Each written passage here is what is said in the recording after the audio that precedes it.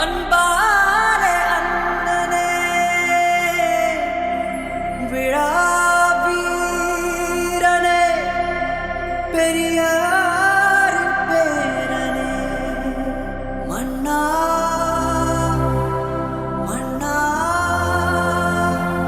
எங்க உரிமை காவல்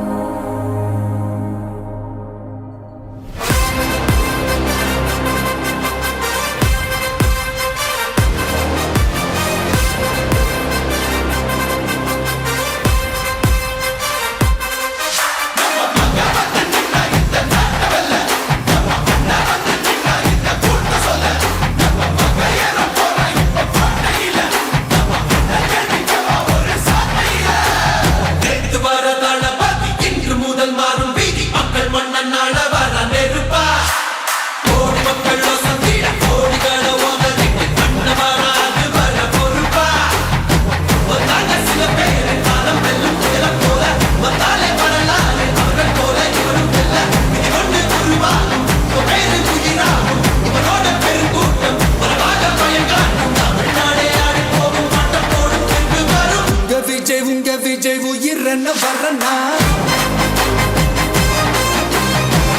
விஜய் உங்க விஜய் எளியவன் கொரனா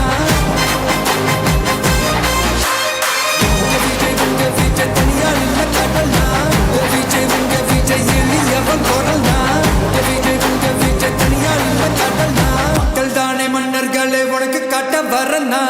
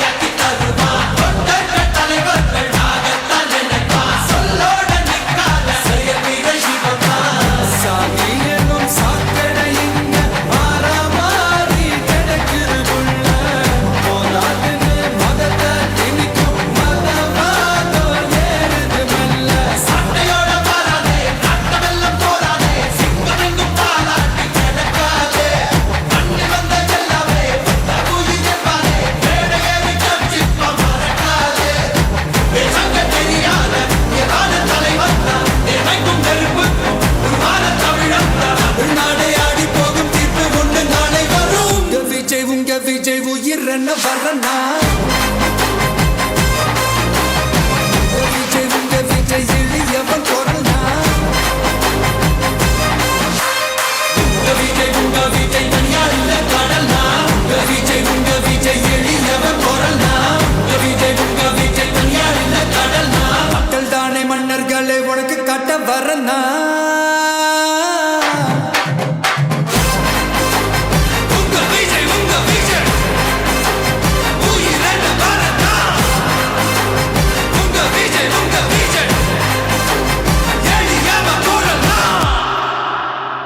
உங்க விஜய் நான் வரேன்.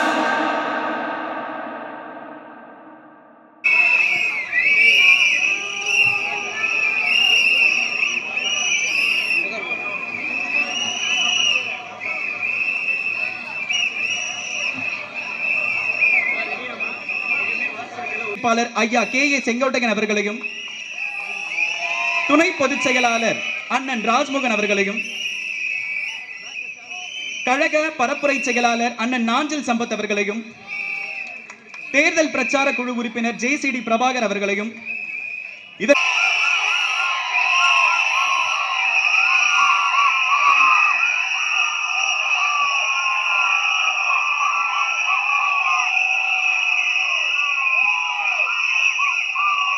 அடுத்ததாக நமக்கெல்லாம் மூத்தவரான ஐயா வி.எஸ். பாபு அவர்களையும் வருக வருக வருக என வரவேற்பதில் சென்னை வடமேற்கு மாவட்ட கழகம் மிகவும் பெருமை அடைகிறது. தமிழக வெற்றி கழகத்தினுடைய மாபெரும் பொதுக்கூட்டத்தில் கலந்து கொண்டு இங்கே நம்முடைய கழகத்தினுடைய பொதுச் செயலாளர் மரியாதைக்குரிய அண்ணன் ஆனந்தன் அவர்கள் வரவில்லை என்றாலும் நிறைய வேலை இருக்குதுன்னு அண்ணன்கிட்ட சொல்லி அமைச்சிருக்காங்க. அதனால் அவருக்கும் என்னுடைய நன்றியை முதலில் தெரிவித்துக் கொள்கிறேன். இந்த பிரச்சார கூட்டத்தில் நேற்றைக்கு முன்தினம் நம்முடைய அருமையான தேர்தல் பிரச்சார மேலாண்மை குழு உறுப்பினர் பொதுச் செயலாளர் அண்ணன் ஆதவ் அர்ஜுனா அவர்கள் இந்த மாபெரும் கூட்டத்தை நடத்த வேண்டும் என்று ஆணையிட்டார். அந்த ஆணையின்படி நம்முடைய மாவட்ட செயலாளர் அனுமதி கேட்டு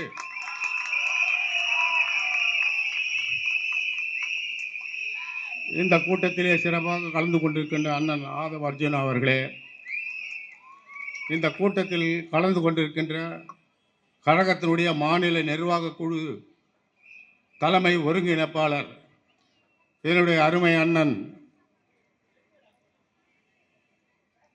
கிட்டத்தட்ட 2 திராவிட கட்சிக்கும் ஒரு பெரிய மூத்த அரசியல்வாதி, அரசியல் என்றால் என்னவென்று அவரிடம் கற்றுக்கொள்ள வேண்டும். மரியாதைக்குரிய ஐயா அண்ணன் செங்கோட்டையன் அவர்களே, கழகத்தினுடைய துணை பொதுச் செயலாளர் மரியாதைக்குரிய பிரச்சார பீரங்கி அண்ணன் ராஜ்மோகன் அவர்களே,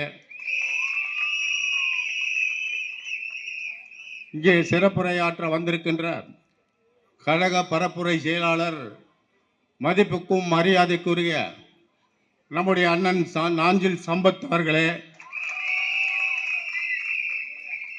வர இருக்கின்ற மரியாதைக்குரிய முன்னாள் சட்டமன்ற உறுப்பினர் அண்ணன் ஜேசிடி பிரபாகரன் அவர்களே, இந்த பகுதி கழகத்தினுடைய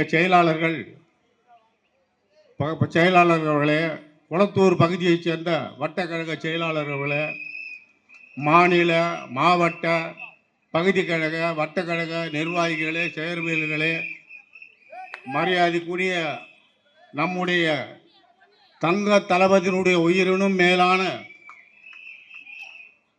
இளைஞரணி பட்டாளமே, உங்கள் அனைவருக்கும் இந்த தொகுதியின் சார்பிலும் மாவட்ட கழகத்தின் சார்பிலும் முதலில் என்னுடைய வணக்கத்தை தெரிவித்துக் கொள்கிறேன். இன்றைக்கு தமிழக வெற்றி கழகத்தினுடைய தங்க தளபதி வருங்கால முதல்வர்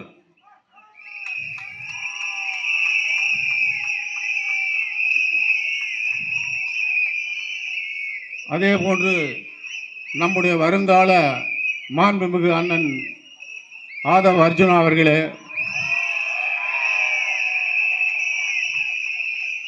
அதே போன்று நம்முடைய அண்ணன் மாண்புமிகு செங்கோட்டையார் அவர்களே, உங்கள் அத்தனை பேருக்கும் நீங்கள் இங்கே இந்த சிறப்பான கூட்டத்திலே நாங்கள் காலையிலிருந்து நேற்றிலிருந்து நானும் மாவட்ட செயலாளரும் நிர்வாகிகளும் கலந்து கொண்டு இங்கே உங்களை எல்லாம் அழைத்தோம். எங்களுடைய அழைப்புக்கேற்று நீங்கள் வந்ததற்கு முதலில் உங்களுடைய கால்களிலே ஊண்டு வணங்கி நான் வேண்டிக் கொள்கிறேன். இன்றைக்கு இந்த ஆட்சி எப்படி நடக்கிறது எனக்கு பின்னால் அண்ணன்கள் இங்கே சொல்ல இருக்கிறார்கள். என்னை பொறுத்தவரை கேட்டால் இந்த ஆட்சி நேற்று 15ஆம் தேதியே போயிடுச்சு. 15ஆம் தேதியே போயிடுச்சு.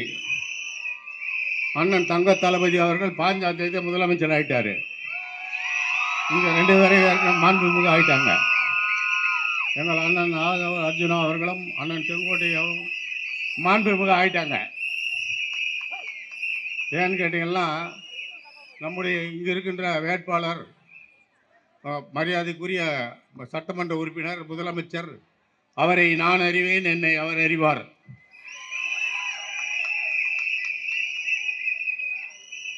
எங்கள் இருவரையும் இந்த தொகுதி மக்கள் அறிவார்கள். 2011 எப்படி ஜெயிச்சாரு என்னன்றதெல்லாம் நாங்கள் விரைவாக சொல்ல இருப்பில்ல. நம்ம இவங்கெல்லாம் ரொம்ப மூத்தவங்க. அண்ணன் ஆதவர்லாம் நேற்றே சொன்னார், இந்த ரொம்ப பேசக்கூடாதுட்டாரு. ஏன்னா நம்ம பாணி வேறு மாதிரி போயிடும். அதனால் மரியாதையாக பேசணும்னு சொல்லியிருக்காரு. அவர் நேரத்தையே சொல்லிட்டாரு. சேரும்போதே சொன்னார், பொதுச் செயலாளர் சொன்னார், அதையும் தாண்டி மாவட்ட செயலாளர் சொன்னார். ஏன்னா நம்ம இது பேசினா தாங்காது. அதனால் நான் தனியாக பேசுகிறேன் உங்கள் கையில். இன்றைக்கி அவங்க 2 பேரும் அண்ணன் நாஞ்சிலார் வந்திருக்காரு. அவங்கெல்லாம் பேசுகிறத நம்ம கேட்கணும். அதனால் இந்த ஆட்சி அவலமான ஆட்சி. இந்த ஆட்சியில் என்ன நடக்குதுன்னு உங்களுக்கு தெரியும். அண்ணன் அவர்களே, உங்களுக்கெல்லாம் சொல்கிறேன், இங்கே எந்த நல்லதிட்டம் நடக்கலை, எந்த ஒரு இதுவும் நடக்கலை. எல்லாம் பில்டிங்கு கான்ட்ராக்டு தான். எல்லாத்தையும் உடச்சி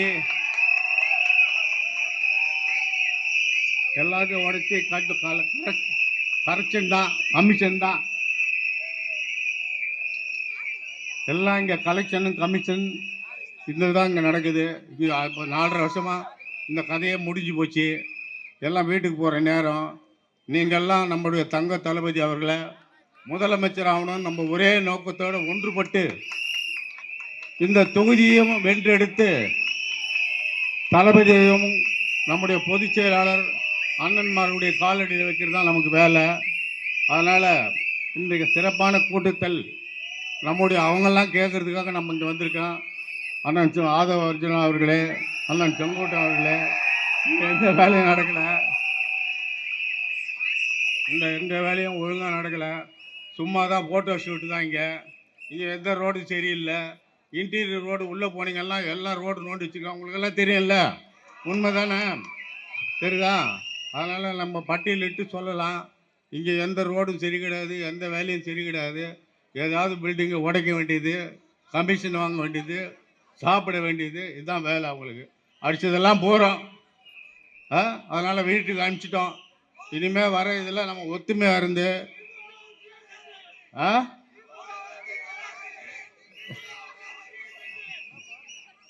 ஆகவே இன்றைக்கு இந்த தொகுதியில் எந்த பணியும் நடைபெறவில்லை. நடக்கிறதெல்லாம் கமிஷன் பண்ணி தான், எல்லாம் கரப்ஷன் தான். ஒன்றுமே எல்லா ரோடும் ரிப்பேரு. எந்த ரோடுக்கு போனாலும் பள்ளம் நோண்டி வச்சுருக்கோம். மெட்ரோ வாட்டர் குழா நோண்டி வச்சுருக்கோம். அதனால் நீங்கள் உங்களுக்கு எல்லாருக்கும் தெரியும். நான் ஒவ்வொரு வீதியாக பேர் சொல்லுவேன். எல்லா பேரும் இந்த தெருவில் தொகுதியை மொத்த தெரு பேரும் சொல்லுவேன். அதுக்கு ஒரு நாள் ஒன்றா உங்களுக்கு உத்தரவு தரட்டும். எல்லா தொகுதியும் நான் வாயிலே ஒரு தெரு இல்லாமல் சொல்கிறேன். அந்த தெருவெல்லாம் இவர் 3 தடவை 5 வருஷம் எம்எல்ஏ இருந்தார்.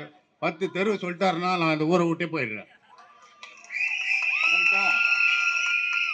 ஒன்றுமே தெரியாது. அப்படியே வர வேண்டியது, காரில் அப்படியே போயிட வேண்டியது, அப்படியே டாட்டா காப்பிக்க வேண்டியது, அப்படியே போயிட வேண்டியது.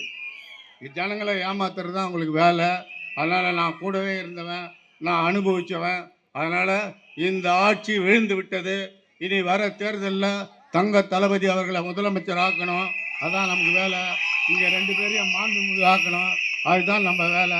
அவர் தமிழ்நாடு பூரா சுற்றின்னு வராரு. டயர்டு, அவரால் முடியல. காலையில் 7 மணிக்கு வந்தார். 7 மணிக்கு வந்துட்டு நம்மளே எழுப்புறாரு. நான் பார்த்தேன், என்னப்பா இது பெரிய ஒம்பாய் போச்சுங்கிற. 7 மணிக்கெல்லாம் வராரு. அவர் அப்படியே சுற்றிட்டு வராரு. அதனால் இது ஒரு சிங்கம், இது நமக்கு ஒரு சிங்கம், அது ஒரு பேச்சாளர் சிங்கம். அதனால் பாருங்க, அண்ணன் ஜெயசீடியும் வந்திருக்காரு, வாங்க. அதனால் இந்த தொகுதியை பற்றி நம்ம ஒரு நாளைக்கு தனியாக மாவட்ட செயலரை வச்சு நாம் தனியாக ஒரு பொதுக்கூட்டம் போட்டு நாம் பேசுகிறதுக்கு எனக்கு வாய்ப்பு கொடுங்க. இப்போல்லாம் அவங்க பேசட்டும், நம்ம கேட்கணும். ஆகவே நம்முடைய தங்க தளபதி அவர்கள் மே மாதம் 15ஆம் தேதி முதலமைச்சராக பதவி ஏற்க போகிறார் என்று சொல்லி இந்த தொகுதியை நாங்கள் உங்கள் காலடியில் ஏற்கனவே ஒப்படைத்து விட்டோம். மீண்டும் சொல்கிறேன், 2வது முறையாக சொல்கிறேன், இந்த தொகுதியை நாங்கள் உங்களிடம் ஒப்படைத்து விட்டோம். வரும்போது நாங்கள் எல்லாம் மாண்புமிகாக தான் பார்க்க போகிறோம். வாழ்த்துக்கள், நன்றி.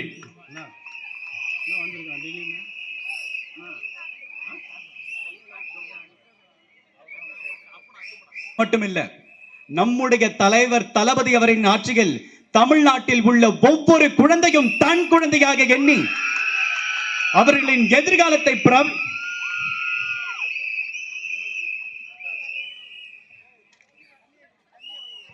அடுத்த ஒரு சிறப்புரை ஆற்றுவதற்காக முன்னாள் ரஜினி ரசிகர் மன்ற மாவட்ட செயலாளர் சகோதரர் செரோரா அசோக் அவர்களை ஒரு பெரிய கரகோஷ ஒலியுடன் அவர்களை பேச அழைக்கிறேன்.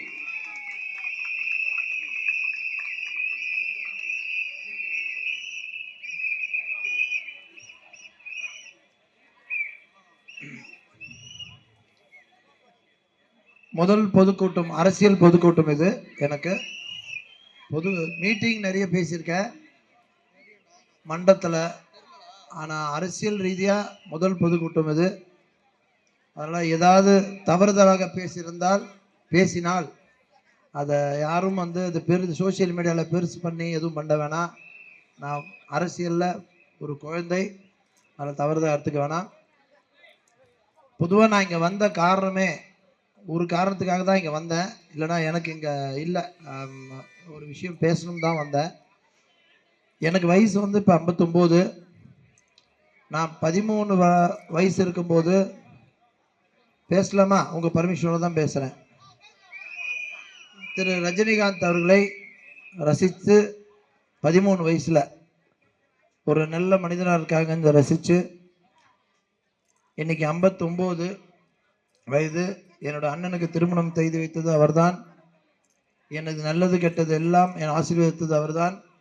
இன்னைக்கு நான் ஒரு மனுஷனா, ஒரு நேர்மையுள்ள மனுஷனா, கரப்ஷன் இல்லாத ஒரு மனுஷனா, இப்படி தான் வாழணும், எப்படி வாழணுன்றத என் குருநாதர் அவர்களிருந்து நிறைய கற்றுக்கிட்டேன். நான்லாம் ஒரு கல்யாணத்துக்கு போனால் ஒரு 10 கார் 20 காரில் போனாதான் வாழ்க்கைன்னு நினச்சிக்கிட்டு சாவுக்கும் கல்யாணத்துக்கும் போயிட்டு இருந்தவன் நான். அங்கே இறங்கி 4 பேர் நம்மளை பார்க்குறாங்களா அப்படின்றது ஒரு பார்வை, திருட்டு பார்வையை பார்த்து அது ஒரு ரசனையாக அதெல்லாம் பண்ணிட்டு இருக்கும்போது ஒரு நாள் கலைவாணர் அரங்கில் எங்கள் ரஜினி சார் ஒரு இண்டிவிஜுவலாக ஒரு பேக் எடுத்துக்கிட்டு புக்கே எடுத்துக்கிட்டு வந்ததை பார்த்த உடனே இவர் பின்னாடி 1 லட்சம் பேர் போகலாம். அப்படி இருக்கும்போது நான் என்னடா ஒன்றுமே இல்லாமல் 10 காரில் ஒரு 50 பேரோட போய் அப்படின்னு நினச்சி 25 வருடமாக நான் தனியாகத்தான் திருமணத்திற்கும் எந்த கெட்ட நிகழ்ச்சி எது இருந்தாலும் நான் தனியாக தான் போக ஆரம்பித்தேன். அப்படி அவரை பார்த்து கற்றுக்குன்னு இருக்கும்போது எனக்கு அவர் அரசியல் வரவில்லை. அவருடைய உடம்பு சூழ்நிலை, அப்போ கரோனா வந்தது தான் காரணம். அவர் கரோனா வந்தனால டாக்டர்ஸ் வருது, அவர் சின்ன ஆப்ரேஷன்ஸாக நடந்தனால அந்த கரோனா ஒரு 100 அடி தள்ளி தான் ஒரு மீட்டிங் போடணும் போது க்ரௌட் இல்லாமல் போட முடியாத ஒரு காரணம் டாக்டரோட அட்வைஸில் அவர் அரசியல் வராமல் போகிற சூழ்நிலை இருந்தது. அப்போ எனக்கு சர்வீஸ் பண்ணணும் அப்படின்னு ஒரு நல்ல லீடர் வேணும்னு காத்துட்டு இருந்தேன். எனக்கு தெரிஞ்சு எம்ஜிஆருக்கு அப்புறம் ஒரு நல்ல லீடராக நான் யாரையுமே கருதலை, பார்க்கல. அது என்னுடைய நம்பிக்கை, அதாவது யாரும் இருக்கிறது தான் என்னுடைய நினைப்பு. நான் அனலைஸ் பண்ணதில் தெரிஞ்சது. அப்படி இருக்கும்போது நம்ம லீடர் இன்னைக்கு தளபதி அவர்கள், அவர் சினிமாவெல்லாம் விட்டுட்டு பல கோடி சொத்தை விட்டுட்டு ஒருத்தர் வராருன்னா அது ஒரு பெரிய விஷயம். இந்த காலத்தில் அம்பானி மாதிரி பணம் இருக்கிறவங்க கூட 10 ரூபாய் எடுக்க யோசிக்கிற காலத்தில் 10 ரூபாய் எடுக்க மாட்டாங்க. பெரிய பணக்காரன் தான் பேரை ஒழிய பணக்காரங்க யாரும் பணம் எடுக்க மாட்டாங்க. ஏன் இங்கே பணம் கொடுத்துருவாங்க, பணக்காரன் பணமே எடுக்க மாட்டாங்க. வர்றதை வாங்கி வச்சுப்பாங்களோ கொடுக்க மாட்டாங்க. அதனால் பணக்காரனை குறை சொல்ல, நிறைய பணக்காரன் அப்படி இருக்காங்க, நான் பார்த்துருக்கேன். எல்லாரோட பழகிறத வச்சு சொல்கிறேன். அப்படி இருக்கும்போது பல கோடி 500 கோடி 300 கோடி சுத்த விட்டு இன்னொரு 20 வருஷம் 30 வருஷம் ட்ராவல் பண்ணுற மனிதர் வராரு, ஏன் வராருன்னு அப்சர்வ் பண்ண ஆரம்பிக்கும்போது என்னுடைய மனைவி என் லீடர் கூட படித்தவங்க. அந்த அம்மா நிறைய சொல்லுவாங்க அவரை பற்றி. சின்ன வயசு எப்படி இருப்பார், அப்படி இருப்பார், டிசிப்ளின் இருப்பார்லாம் என் பொண்டாட்டி சொல்லும். என் பையன் பொண்ணு 2 பேரும் டாக்டர்ஸ். முக்கியமான விஷயம் சொல்லணும், ஒரு நிமிஷம் எக்ஸ்ட்ரா ஆனாலும் மன்னிச்சிருங்க. ஏன்னா இது 45 வருஷம் அவர் கூட இருந்து வந்த விஷயம், அதனால் சொன்னால் புரியும். அதனால என் பையன் எல்லாம் டாக்டர்ஸ் இருந்தாங்க. எதனால் இதை சொல்கிறேன்னா, முதல்ல நான் உண்மை பேசுகிறேன்றது உங்களுக்கு தெரியணுன்றதுக்காக சொல்கிறேன். மேடை ஏறிட்டோம் பொய் பேசுன்றது தான் மேடை. இவ்வளோ நாள் பொதுக்கூட்டத்தில் நீங்கள் பேசுறதெல்லாம் பொய், உங்களுக்காக பேசுறது, உங்களை ஏமாத்துறதுக்காக பேசுறது. நான் அந்த பேச்சை பேச நான் இங்கே வரலை, நடந்ததை சொல்லணுன்றதுக்காக சொல்கிறேன். இங்கேயும் நிறைய பேர் வச்சிருப்பீங்க. அப்போ அவங்களாம் லீடர் கூட படித்து எங்களோட நண்பர்கள், அண்ணன் பையன் பொண்ணுலாம் என்னை சொல்லும்போது ஏன் இவர் வரார, இவர் பின்னாடி நம்ம ஏன் போகக்கூடாதுன்னு சொல்லி யோசிச்சுட்டு ஒரு 15 நாள் முன்னாடி அவர் பார்க்க சென்று இருந்தேன்.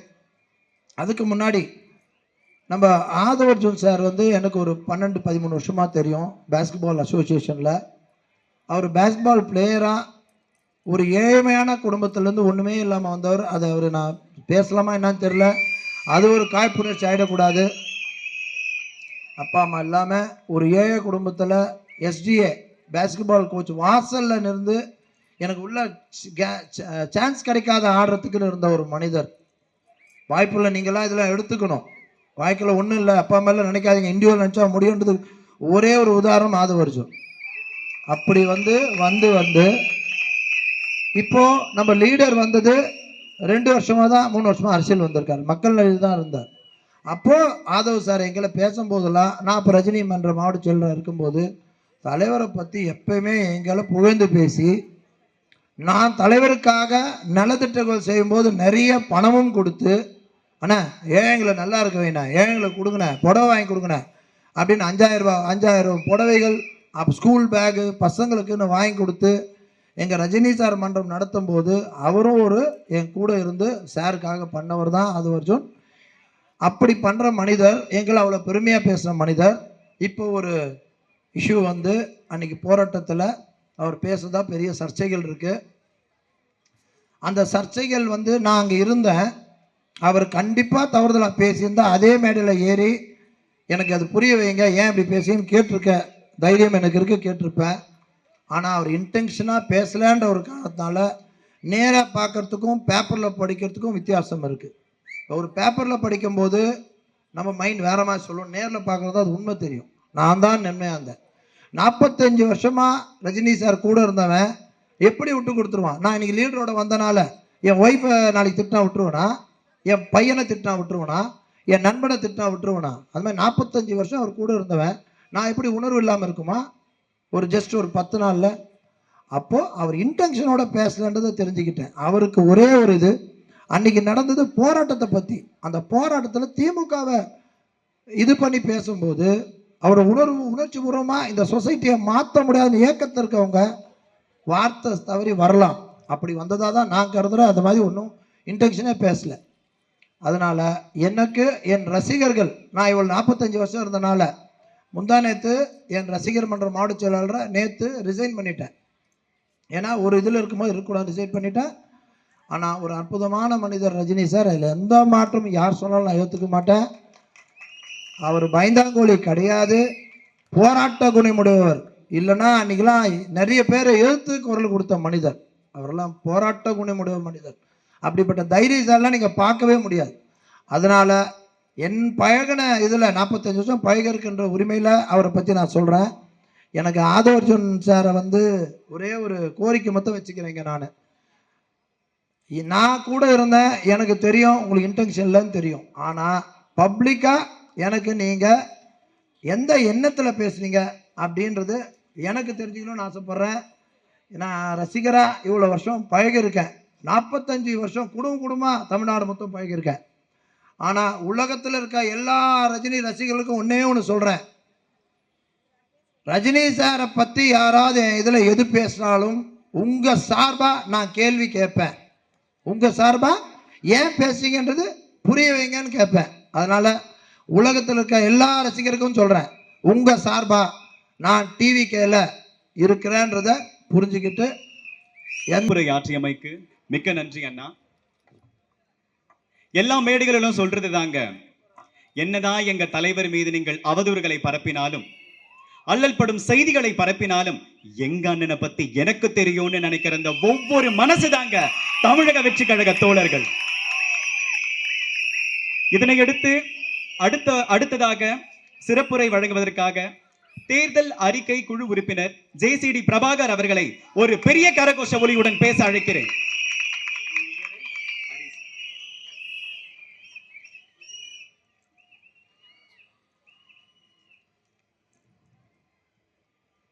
பேரன்பிற்குரிய தமிழக வெற்றி கழகத்தின்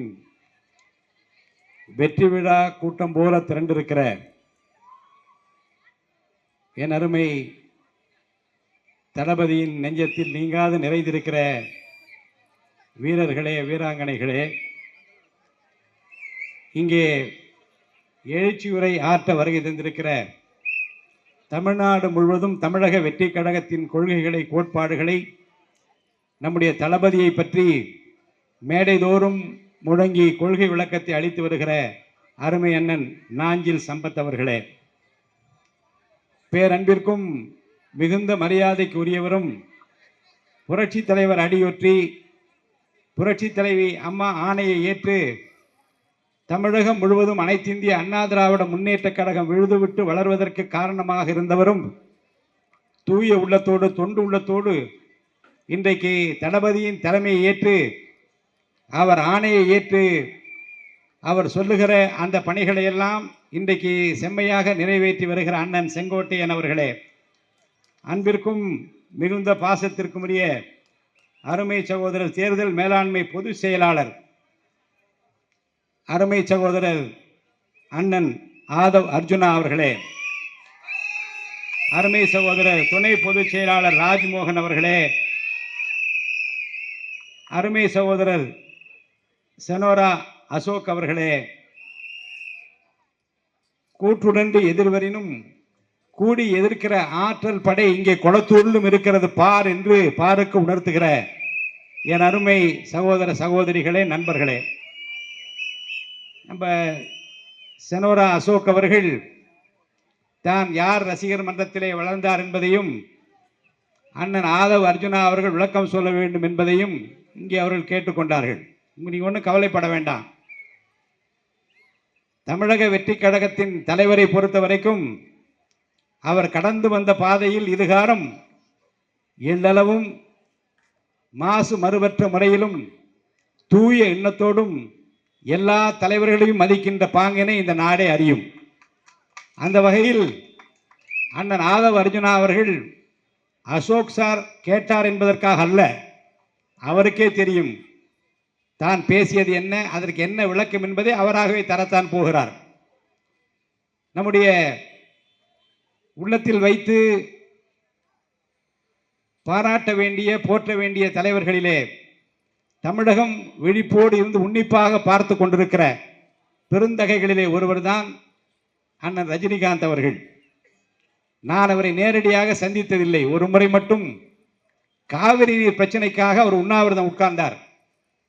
காவிரி நீர் பிரச்சனைக்காக உண்ணாவிரதம் இருந்த அந்த நேரத்தில் மேடை ஏறி நான் சால்வை எடுத்துக்கொண்டு போகவில்லை, மாலை எடுத்துக்கொண்டு போகவில்லை, ஒரு வேதாகமத்தை, பைபிளை அவர் கையிலே கொடுத்து என்ன என்று கேட்டார்.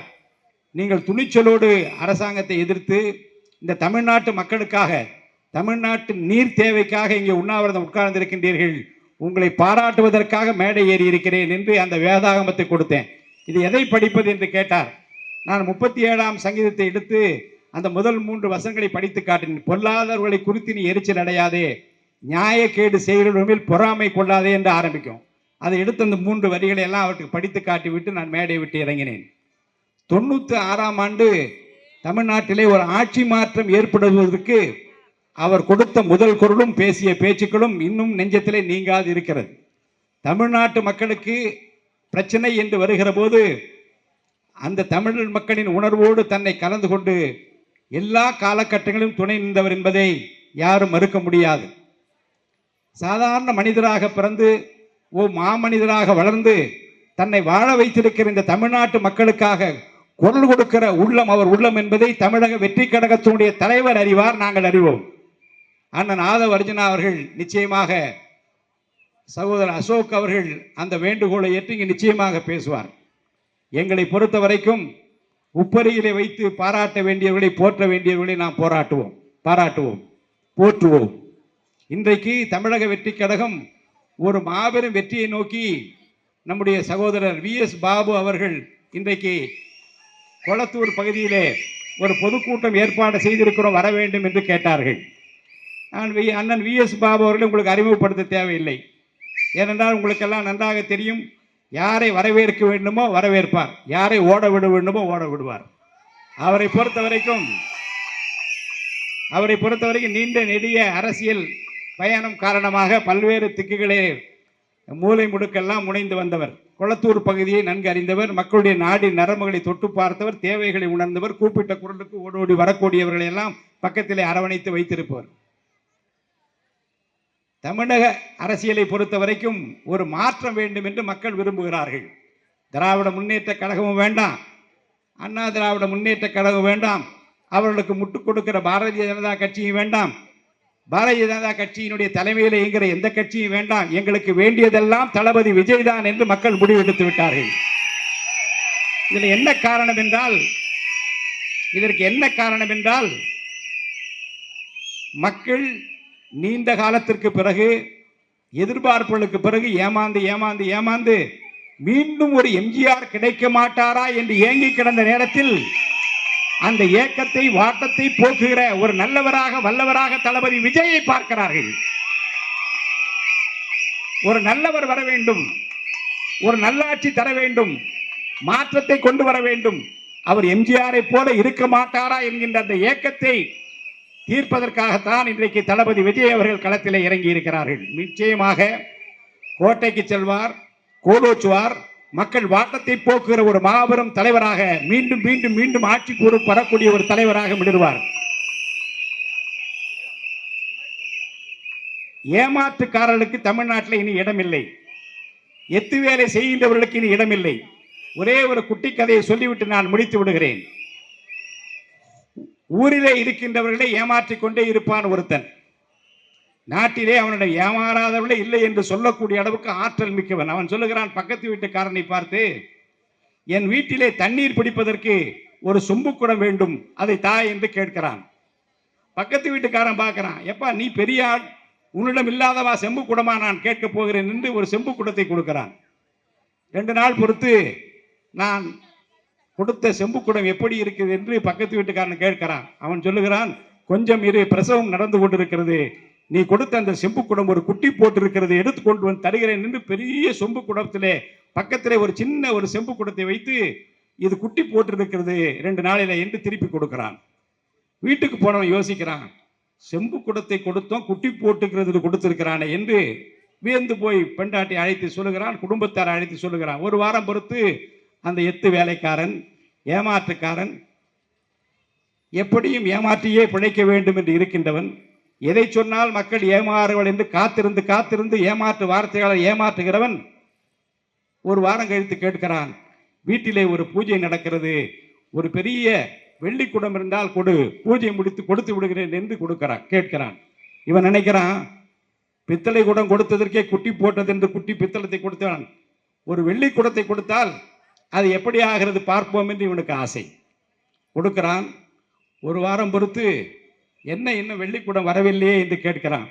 பக்கத்து வீட்டு அந்த ஏமாற்றுக்காரன் சொல்லுகிறான், ஏமாற்றியே பிழைத்தவன் சொல்லுகிறான், பொய் வார்த்தைகளாலே தொடர்ந்து மக்களை ஏமாற்றி வந்த அவன் சொல்லுகிறான், ஐயா நான் என்ன சொல்லுவது, நான் எப்படி அதை விளக்குவது என்று எனக்கு தெரியவில்லை. நேற்று இரவு நீ கொடுத்த அந்த வெள்ளிக்கூடம் குட்டி போடுகிற போது பிரசவத்திலே இறந்து விட்டது ஐயா என்று சொன்னான். குட்டி போடுகிற போது சாதாரண பித்தளை குடத்திற்கு குட்டி போட்ட போது மகிழ்ச்சியோடு ஏற்றுக்கொண்டவன் திகைத்து போய் நிற்கிறான். இப்படித்தான் தமிழ்நாட்டு அரசியலில் எத்தர்கள் ஏமாற்றுக்காரர்கள் தொடர்ந்து தமிழ்நாட்டு மக்களை ஏமாற்றிக் கொண்டே வருகிறார்கள். கொடுத்த வாக்குறுதிகளை நிறைவேற்றாமல், சொன்னதை செய்யாமல் இன்னமும் மக்கள் ஏமாற மாட்டார்களா என்று தொடர்ந்து செய்து கொண்டிருக்க அரசியல் செய்து கொண்டிருக்கின்ற அவர்களை இந்த கொரத்தூரிலே கேட்கிற இந்த விசில் சத்தம் பக்கத்தில் வில்லிவாக்கத்தில் வரும்போதே கேட்டது. எங்கே இருந்து வரும் சத்தம் என்று பார்த்தா வில்லிவாக்கத்தில் கேட்கிறது. சரி, இந்த பக்கத்திலே பார்த்தால் அது பெரம்பூரை தாண்டி அது துறைமுகத்திலும் கேட்கிறது என்று அசோக் சொல்கிறார். ஆக விண்ணை பழக்கிற இந்த விசில் ஓசை தமிழகம் எங்கு ஒலித்துக் கொண்டிருக்கிறது. இந்த வெற்றியின் சின்னமாம், தளபதியின் சின்னமாம், நம்ம வீட்டு விஜயின் சின்னமாம், இல்லதோறும் ஒலிக்கின்ற இந்த சின்னமாம், உள்ளத்திலே ஒலிக்கின்ற சின்னமாக தமிழ்நாட்டில் நிலைத்து நிற்பதற்கு நாம் ஆர்ப்பரித்து உழைப்போம் வாருங்கள் என்று உங்களை கேட்டு வாய்ப்பிற்கு வணங்கி விடைபெற்றுக் கொள்கிறேன். நன்றி, வணக்கம். ஒரு பேச்சிற்கே ஒரு சிறப்பு பெரிய கரகோஷ ஒளியுடன் அவருக்கு ஒரு உற்சாக வரவேற்புகளை கொடுக்கலாம். அடுத்ததாக பேச இருப்பவர், அவருக்கு இன்ட்ரோடக்ஷனே வேணாங்க. ஏன், அதிகாரம் கையில இருந்தாலும் அகந்தை இல்லாதவர், பதவி உயர்ந்தாலும் பணிவு குறையாத ஒரு மனிதர், நமக்கெல்லாம் ஒரு அரசியல் ஆசானாக, அரசியல் களத்திலேயே அனுபவம் மிக்கவராக இருக்கும் எங்களின்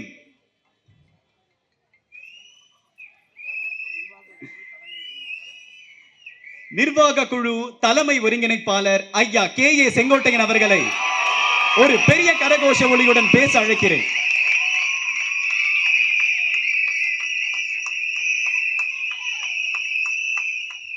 இணைய நிகழ்ச்சியின் தலைமை பொறுப்பை ஏற்று இந்த நிகழ்ச்சிக்கு பெருமை சேர்த்து வருகிற சென்னை வடக்கு மேற்கு மாவட்டத்தினுடைய கழகத்தின் செயலாளர் என் அன்பிற்கினிய சகோதரர் MTC தனிகா அவர்களை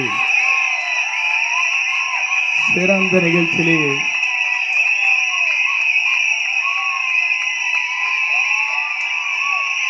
கலந்து கொண்டு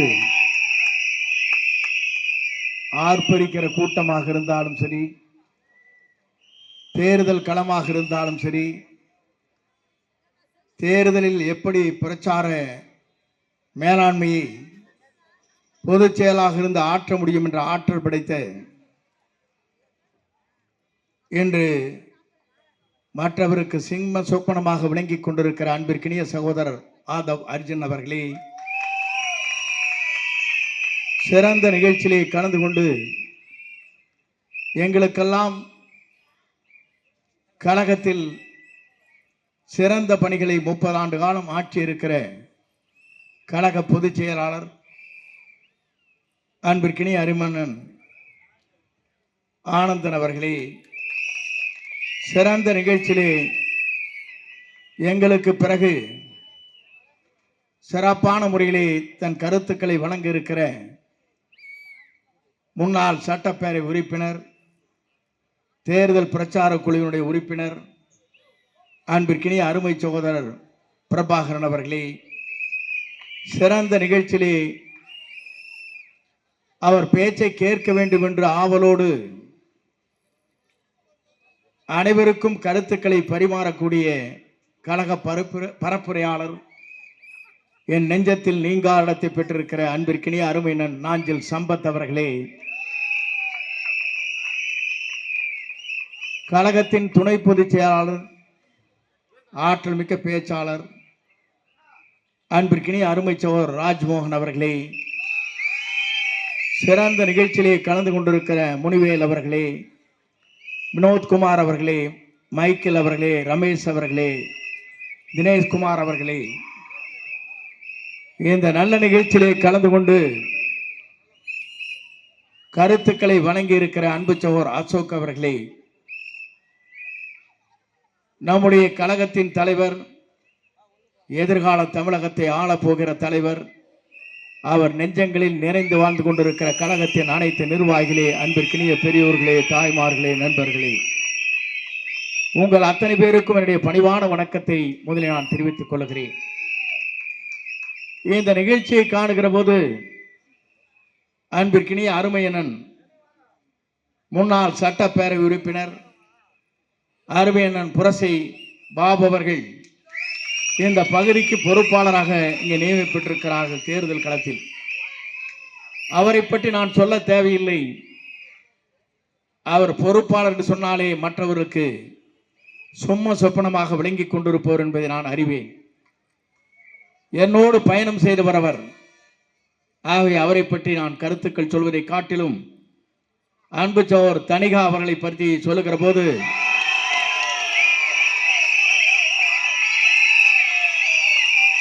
நான் போக்குவரத்து கழகத்துடைய அமைச்சராக இருக்கிற போது தனிகா அவர்கள் NTCயிலே முதல் காலடி வைத்தார்கள்.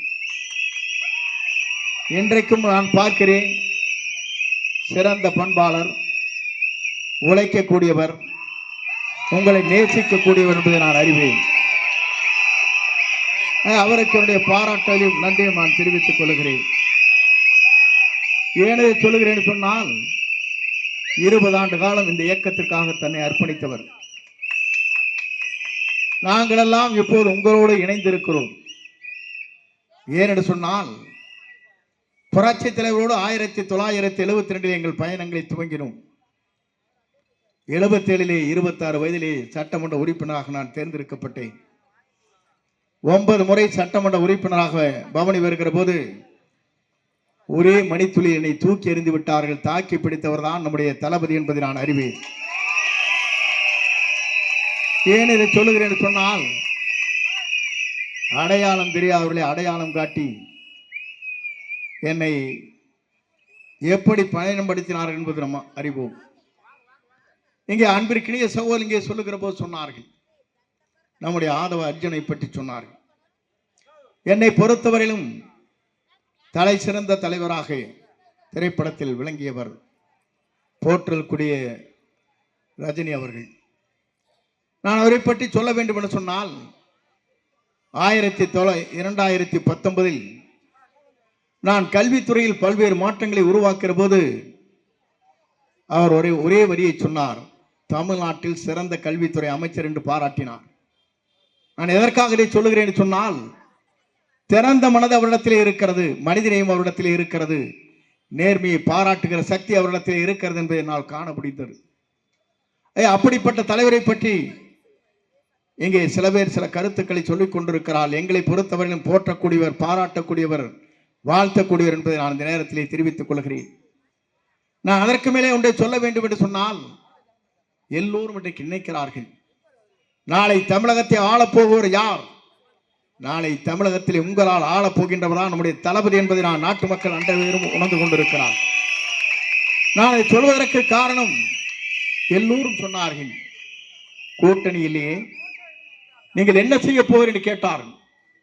1972 இந்த இயக்கத்தை புரட்சி தலைவர் துவங்குகிறார். 77 தேர்தல் களத்தில் நிற்கிறார். பொது தேர்தலில் நிற்கின்ற போது எல்லோரும் சொன்னார்கள், திராவிட முன்னேற்ற கழகத்தை சார்ந்தோர் மற்றவரும் சொன்னார்கள், இது திரைப்படத்தை போல 100 நாள் தான் ஓடும் என்றார். ஆனால் தமிழ்நாட்டின் வரலாற்றில் அவர் உயிருள்ளவரை அவரான் தமிழ்நாட்டுடைய நிரந்தர முதலமைச்சர் என்ற வரலாற்றை படைத்தார். அதற்கு பிறகு அம்மா தான் செய்தார்.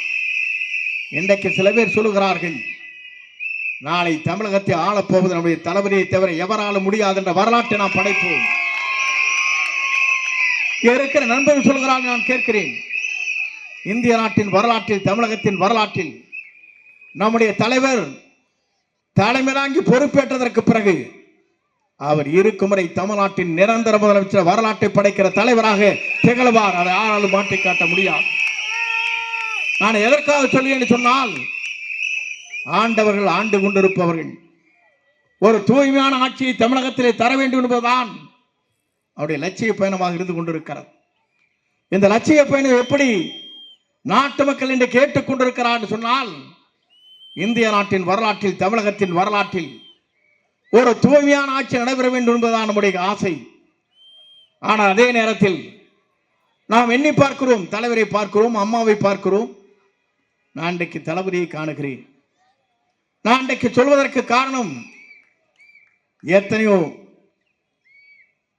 தலைவரிடத்திலே நான் பழகி இருக்கிறேன். நான் உங்களத்தை ஒன்றை சொல்ல விரும்புகிறேன், அவருடைய மனிதநேயம் எப்படி இருக்கிறது என்பதற்கு. நான் அம்மா படத்தை தான் வைத்துக் கொண்டிருக்கிறேன். நான் என்ன செய்வது என்று நினைத்து வேலூர் பொதுக்கூட்டத்திலே அவர் பேசுவதற்கு முன்னால் அம்மா படம், அவர் வணங்கி கொண்டிருக்கிற படம், தலைவர் படத்தை வைத்து நான் வேலூர் கூட்டத்திலே சென்ற போது அவர் அதை எண்ணிப்பாக கவனித்து விட்டார். அடுத்த நாள் என்னை அழைத்தார் தனியாக, சார் அம்மா படத்தை வச்சுக்கிறது, அப்பதான் எனக்கு மகிழ்ச்சியா இருக்குனார். எந்த தலைவர் சொல்வார்? வரலாற்று அப்படிப்பட்ட தலைவர். நான் எதற்காக நேசிக்கிறேன் என்று சொன்னால், 50 ஆண்டு கால உழைப்பை ஒரே நொடிப்புள்ளில் தூக்கி எறிந்தவரும் இருக்கிறார்கள். ஆனால் அம்மா படத்தை நீங்கள் 25 ஆண்டு காலம் தாங்கி பிடித்துக் கொண்டிருக்கிறீர்கள். அப்படி இருக்கிற போது அதைத்தான் நான் பார்க்கிறேன், மகிழ்ச்சி அடைகிறேன் என்று சொன்னார்.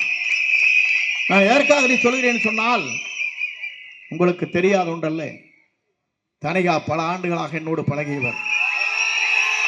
நான் இன்றைக்கு பார்க்கிறேன். ஏனென்று சொன்னால், அவருடைய உழைப்பவருக்கு உயர்வு கிடைத்திருக்கிறது. இங்க உழைத்துக் கொண்டிருக்கிற நீங்கள் அத்தனை பேரும் பொறுப்பிலே இருக்கிறீர்கள். ஆனால் இன்றைக்கு வியாபாரம் நடைபெற்றுக் கொண்டிருக்க ஒரு புறத்தில் இதை தகர்த்தெறிகிற சக்தி ஆரிடத்திலே இருக்கிறது என்றால் தமிழ்நாட்டிலே ஒரே தலைவருக்கு தான் இருக்கிறது. அதுவும் நம்முடைய தூய தலைவராக இருக்கிற தளபதிக்கு மட்டும்தான். இது யாராலும் மாற்றி காட்ட இயலாது. எப்படி நல்லாட்சியை தமிழகத்தில் நடத்த வேண்டும் என்று சிந்தித்துக் கொண்டிருக்கிற தலைவர், மற்றவரை எப்படி நேசிக்க வேண்டும் என்கிற தலைவர். அது மட்டுமல்ல, இங்கே இருக்கின்றவர் சொல்லுகிறார்களே, நான் இன்றைக்கு கேட்கிறேன், நான் எங்கே சென்று கொண்டிருக்கிறது என்பதை நீங்கள் எண்ணி பார்க்க வேண்டும்.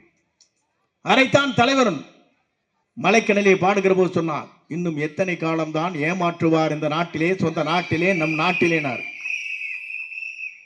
எப்போ பாடிட்டு போன பாட்டு இப்ப வருது. எத்தனை காலம்தான் ஏமாற்றுவார் இந்த நாட்டிலே, சொந்த நாட்டிலே, நம் நாட்டிலேனாரு. இதுதானே உங்களுக்கு குஷியா இருக்குது. நம்ம வேகம் வேறு. அதை விட ஒன்றை பாடினார், ஒன்று எங்கள் ஜாதியே, ஒன்று எங்கள் நீதியே, உழைக்கும் மக்கள் யாவரும் ஒருவர் பெற்ற மக்கள் எனார்.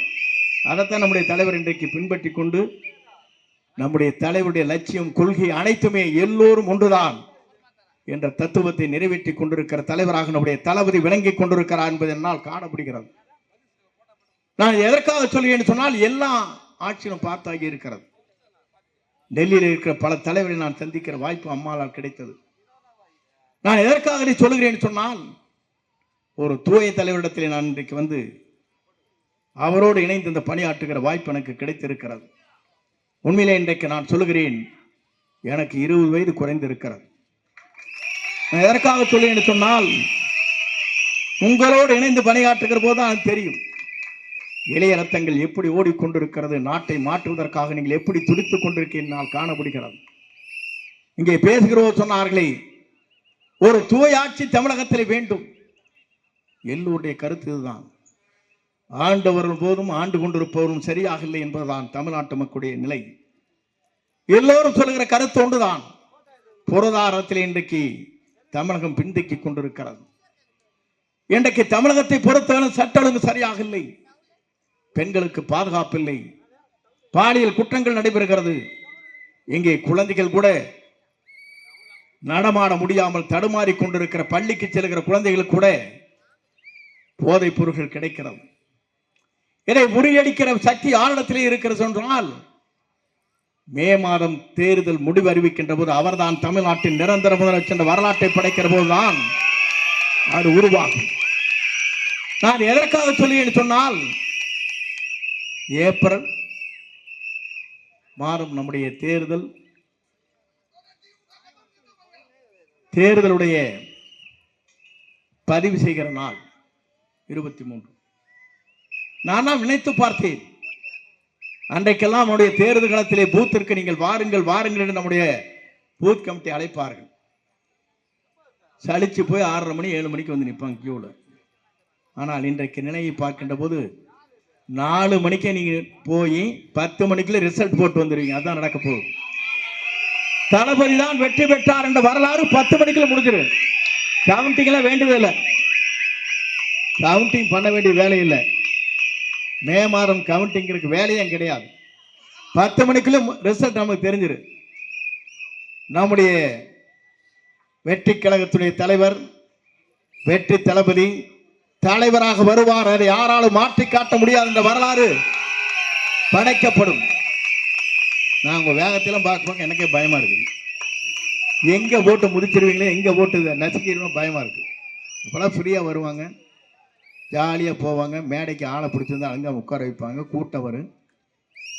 கூட்டத்தில் இருக்கிற எல்லாருமே கடைசியில் இறுதியா பேசுற போது ஒருத்தர் இருக்க மாட்டோம், சேரை எண்ணி பார்த்துக்க வேண்டியதான். ஆனால் அதற்கு 1 கோடி ரூபாய் செலவாகிறது. மகளிர் மகாநாட்டு நடத்த வேண்டும் என்று சொன்னால் 120 கோடி ரூபாய் செலவு கோவையில். ஆனால் 1 ரூபாய் கூட செலவு செய்யாமல் இவ்வளவு கூட்டங்கள் வருகிறது என்று சொன்னால் நம்முடைய வெற்றி தளபதியை தவிர யாருக்கும் இல்லை. நான் எதற்காக இதை சொல்லுகிறேன் சொன்னால், தமிழ்நாட்டில் பணம் கொடுக்காத வர ஒரே கூட்டம் நம்ம கூட்டம் தான். நீங்க எதை எதிர்பார்த்து வருகிறீர்கள்? எதுவும் இல்லை. நாடு நலம் பெற, நாட்டு மக்கள் நலம் பெற, இளைஞருடைய எதிர்காலத்தை மனதிலே கொண்டுதான் நல்லாட்சி தமிழகத்திலே மலர வேண்டும் என்ற நோக்கத்தோடு தான் நீங்கள் நல்லெண்ணத்தோடு இங்கே பயணத்தை மேற்கொண்டிருக்கிறீர்கள். உங்களுக்கெல்லாம் என்ன இளைஞர்களாக இருக்கிற உங்களுடைய எண்ணங்கள் என்னென்று சொன்னால், தமிழ்நாட்டில் மீண்டும் ஒரு மாற்றங்கள் உருவாக்கப்பட வேண்டும். தூய்மையான ஆட்சி தமிழகத்திலே தேவை. படித்த இளைஞர்களுக்கு வேலை வாய்ப்பு உத்தரவாதம் கிடைக்கப்பட வேண்டும். சாலைகள் மேம்படுத்தப்பட வேண்டும். நான் ஒன்றை சொல்கிறேன், இந்த ஆட்சி மாற்றங்களுக்கு பிறகு ஒரு பாட்டில் தண்ணி 15 ரூபாய்க்கு விற்கிறதா. மேலை நாடுகளே போய் பார்த்தால் தெரியும், எங்க டேப்பை திருப்பினா தண்ணி குடிக்கலாம். அவ்வளவு சுற்றுச்சூழல் பாதிக்கப்படுகிறது.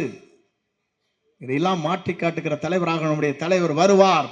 நீங்கள் 15 ரூபாய் கொடுத்து பாட்டிலை குடிக்கின்ற தண்ணீரை நீங்கள் பெற தேவையில்லை. தூய்மையான தண்ணீர் எங்கு வேண்டுமானாலும் நீங்கள் குடிக்கலாம். அதை உருவாக்குவார். அந்த மனது அவரிடத்திலே இருக்கிறது. அந்த தூய மின்னம் அவரிடத்திலே இருக்கிறது. நான் இதெல்லாம் சொல்வதற்கு காரணம், நான் பல தேர்தலை சந்தித்து விட்டு பல தலைவரோடு பேசிவிட்டு பல ஆண்டுகள் 45 ஆண்டு காலம் முருடி வருவதற்கு பிறகு உங்களை சந்திக்கிற வாய்ப்பு எனக்கு கிடைத்திருக்கிறது. உண்மையிலே இளைஞர்களாக இருக்கிற நீங்கள் எதிர்காலத்தை நோக்கி உங்கள் பயணங்களை மேற்கொள்கிறீர்கள். சிறந்த ஆட்சியை தமிழகத்திலே தர வேண்டும் என்று துடித்துக் கொண்டிருக்கிறீர்கள். ஏழையின் கண்ணீர் துடைக்கப்பட வேண்டும் என்று நீங்கள் எண்ணுகிறீர்கள். ஏழையின் கண்ணீர் மட்டுமல்ல, பெண்களுக்கு முழு பாதுகாப்பு அளிக்கப்பட வேண்டும் என்று கருதுகிறீர்கள். நானை குறிப்பிடுவதற்கு காரணம், சுதந்திரம் பெற்றவுடனே அண்ணல் காந்தி ஒன்றை சொன்னார்.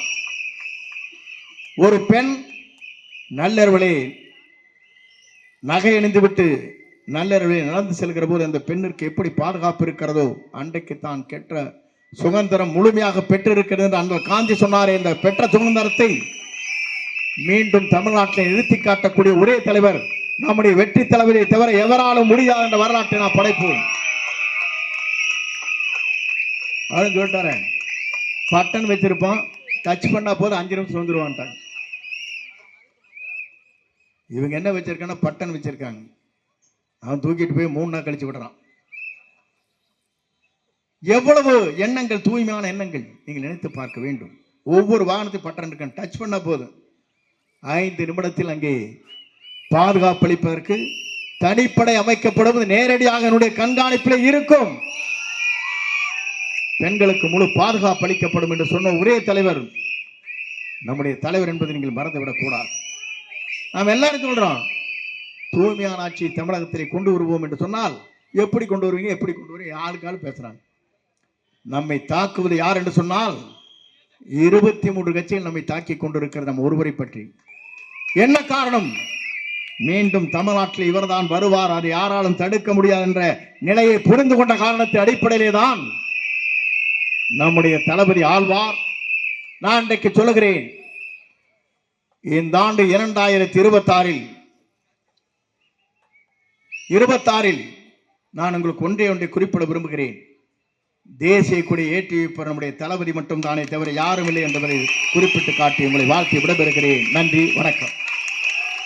1967 அண்ணா என்ற 3 எழுத்து மந்திரம் ஒலித்ததோ, எப்படி 1977 எம்ஜி ராமச்சந்திரன் என்கின்ற ஒரு 3 எழுத்து மந்திரம் பட்டொலி வீசி ஒலித்ததோ, அதே போல வருகிற 2026 சட்டமன்ற தேர்தலில்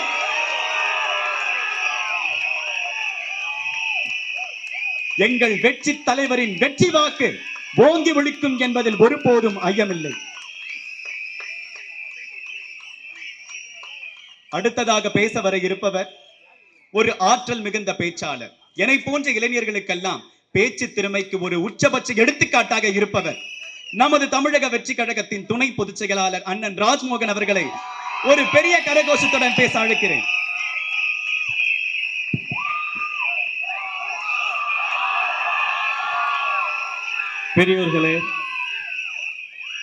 பெரியோர்களே, தாய்மார்களே, நல்லவர்களே, வல்லவர்களே, அண்ணாக்களே, அக்காக்களே, அம்மாக்களே, தங்கைகளே, தம்பிகளே, அவர்களே, இவர்களே, தளபதி நெஞ்சில் குடியிருக்கும்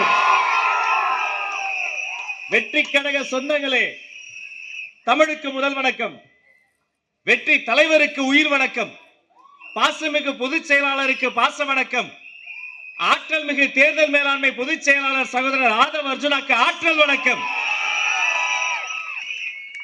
தலைமை ஒருங்கிணைப்பாளர் அண்ணன் செங்கோட்டையனுக்கு அறிவு வணக்கம், நடமாடும் நற்றமிழ் நயாகரா நாஞ்சில் சம்பத் அண்ணனுக்கு நல்வணக்கம். இதயத்திலிருந்து பேசிய செனோரா அசோக் அவர்களுக்கு அன்பு வணக்கம். தன் பேரோடு வீரத்தை ஸ்வீகரித்துக் கொண்ட மாவீரன் புரசை VS பாபு அண்ணவர்களுக்கு வீர வணக்கம். இந்த மண்ணை கடகத்தின் கோட்டையாக மாற்றிவிட்ட கழக மாவட்ட செயலாளர் தனிகா அவர்களுக்கு அன்பு வணக்கம். திரும்பிய திசையெல்லாம் பட்டொலி வீசி பறந்து கொண்டிருக்கக்கூடிய TVK தமிழக வெற்றி கழகத்தினுடைய கொடியாக குரலாக இருக்கக்கூடிய தொண்டர்களுக்கு அன்பு வணக்கம். என் பயிற்சி பட்டறையில் பங்கெடுத்து படித்து ஈன்ற பொழுதிலும் பெரிதுவக்கும் தாயை போல இன்று என் முன்னால் அருமையாக பேசி தொகுத்து வழங்குகிற அன்பு தம்பி ஹரி அவர்களுக்கு அன்பு வணக்கம். 45 கேமரா போட்டு நேரலை போட்டாலும் ராஜமோகன் மீது கொண்ட காதல் காரணமாக ஒளிந்திருந்து படம் எடுக்கும் உளவுத்துறைக்கு ஒரு வணக்கம். ஒண்ணு இல்ல, CM தொகுதினா எப்படி இருக்கணும், CM தொகுதினா இப்படி இருக்குதுன்றாங்க மக்கள். ஒரு வரியில சொல்லுனா எப்படி இருந்த குளத்தூர் இப்படி ஆயிருச்சேன்னு ஒரு ஆதங்கம். எனக்கு அண்ணாணிய மேலாம் வருத்தம். ஏன் முதலமைச்சர் இவ்வளவு குறை சொல்றீங்க? இதே நடுநிலையாளர்கள்லாம் பாருங்க, டிவி எல்லாம் போட்டு பாருங்க, ஒவ்வொரு டிபேட்லயும் அவரே நடுநிலையாளர், அடுத்த டிபேட்ல அரசியல் விமர்சகர், அதுக்கு அடுத்த டிபேட்ல பொருளாதார நிபுணர். குளத்தூர்ல பள்ளம் இருக்க வயலடி வயலடி, அத பள்ளம்னு சொல்லாத, அப்புறம் அது நவீன மழைநீர் சேகரிப்பு தொட்டி. இது குளத்தூர் சாலைகளா செவ்வாய் கிரக சோலைகளா? அப்படியே நடந்து போய் பள்ளத்துல உள்ளது. அவர் என்ன சொன்னாரு? பக்கிங்காம் கால்வாயில போட்டிங் போகலாம் அப்படின்னு சொன்னாரு. அது கொஞ்சம் தூரமா இருக்கு. இதோ மழை பெஞ்சா நம்ம ரயில்வே ஸ்டேஷன் அந்த டிச்சில போட்டிங் போலாம், நீந்தி போகலாம், தண்ணியில மிதந்து போலாம். சொன்னதை ஏதாவது செஞ்சாங்களா? எதுவுமே செய்யலையே. பெட்ரோல் விலை 75 ரூபாய்க்கு குறைக்கப்படும் சொன்னாங்களே, செஞ்சாங்களா? மகளிர் கடன் முடித்து வைக்கப்படும் சொன்னாங்களேமா, செஞ்சாங்களா? மாணவர் கடன் முடித்து வைக்கப்படும் சொன்னாங்களே, செஞ்சாங்களா? எதுவுமே செய்யல. சாணா முடிவு பண்ணிருச்சு 2026 திமுக ஆட்சி முடித்து வைக்கப்படும், முடித்து வைக்கப்படும், முடித்து வைக்கப்படும். அதுல எங்களை கேட்கிறாங்க, உங்களுடைய கனவு சொல்லுங்க. எங்க பெரிய கனவு திமுகவை வீட்டுக்கு அனுப்பி நாட்டை காப்பாத்துறதுதான். ஆனா நான் கூட ஒரு 50-100 பேர் வருவாங்க. ஏன்னா குடைச்சல், அவ்வளவு குடைச்சல். முதல் நாள் சொல்லி 18 மணி நேரத்தில் ஒரு மினி மாநாட்டை ஏற்பாடு செய்து காட்டியிருக்கிறார் புரசை VS பாபு. நல்ல ஒரு கைத்தட்டல தாங்க. நான் அதுல அவ்வளவு குடைச்சல். பேனர் வச்சா பேனர் வைக்காதீங்க, எடுத்துட்டு போறாங்க போலீஸ். அது ஒண்ணு இல்லைன்னு, அவங்க வீட்லயும் தளபதி ரசிகருக்கு இந்த பேனர் வேணும். அதுக்காக நீங்க வச்ச பேனர்ல 4 எடுத்துட்டு போறாங்க. நான் என்ன சொல்றேன், அடுத்த வாட்டி இன்னும் 40 பேனர் அடிச்சு போலீஸ் ஸ்டேஷனுக்கு டோர் டெலிவரி பண்ணுங்க. அவர் MLA வீட்டுக்கு அனுப்புங்க. நம்ம பேனர் எடுத்துட்டு போய் அவங்க வீட்டுக்கு அனுப்புங்க. வர்ற எலெக்ஷனோட அவங்களை வீட்டுக்கே அனுப்புங்க தான் நாங்க சொல்றோம். ஒரு 50 பேர் 100 பேர் இவ்வளவு பிரச்சனைகளை தாண்டி வருவாங்கன்னு பார்த்தா அலைக்கடலான வந்திருக்காங்க. இந்த கூட்டத்தை பார்க்கும்போது ஜெயிச்சிட்டாரு, ஜெயிச்சிட்டாரு, தளபதி ஜெயிச்சிட்டாரு. வட சென்னை முழுக்க, தமிழ்நாடு முழுக்க தமிழக வெற்றி கழகம் TVK.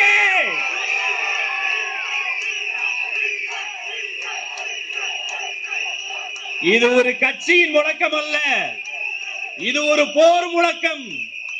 இது வெறும் போர் முழக்கம் அல்ல.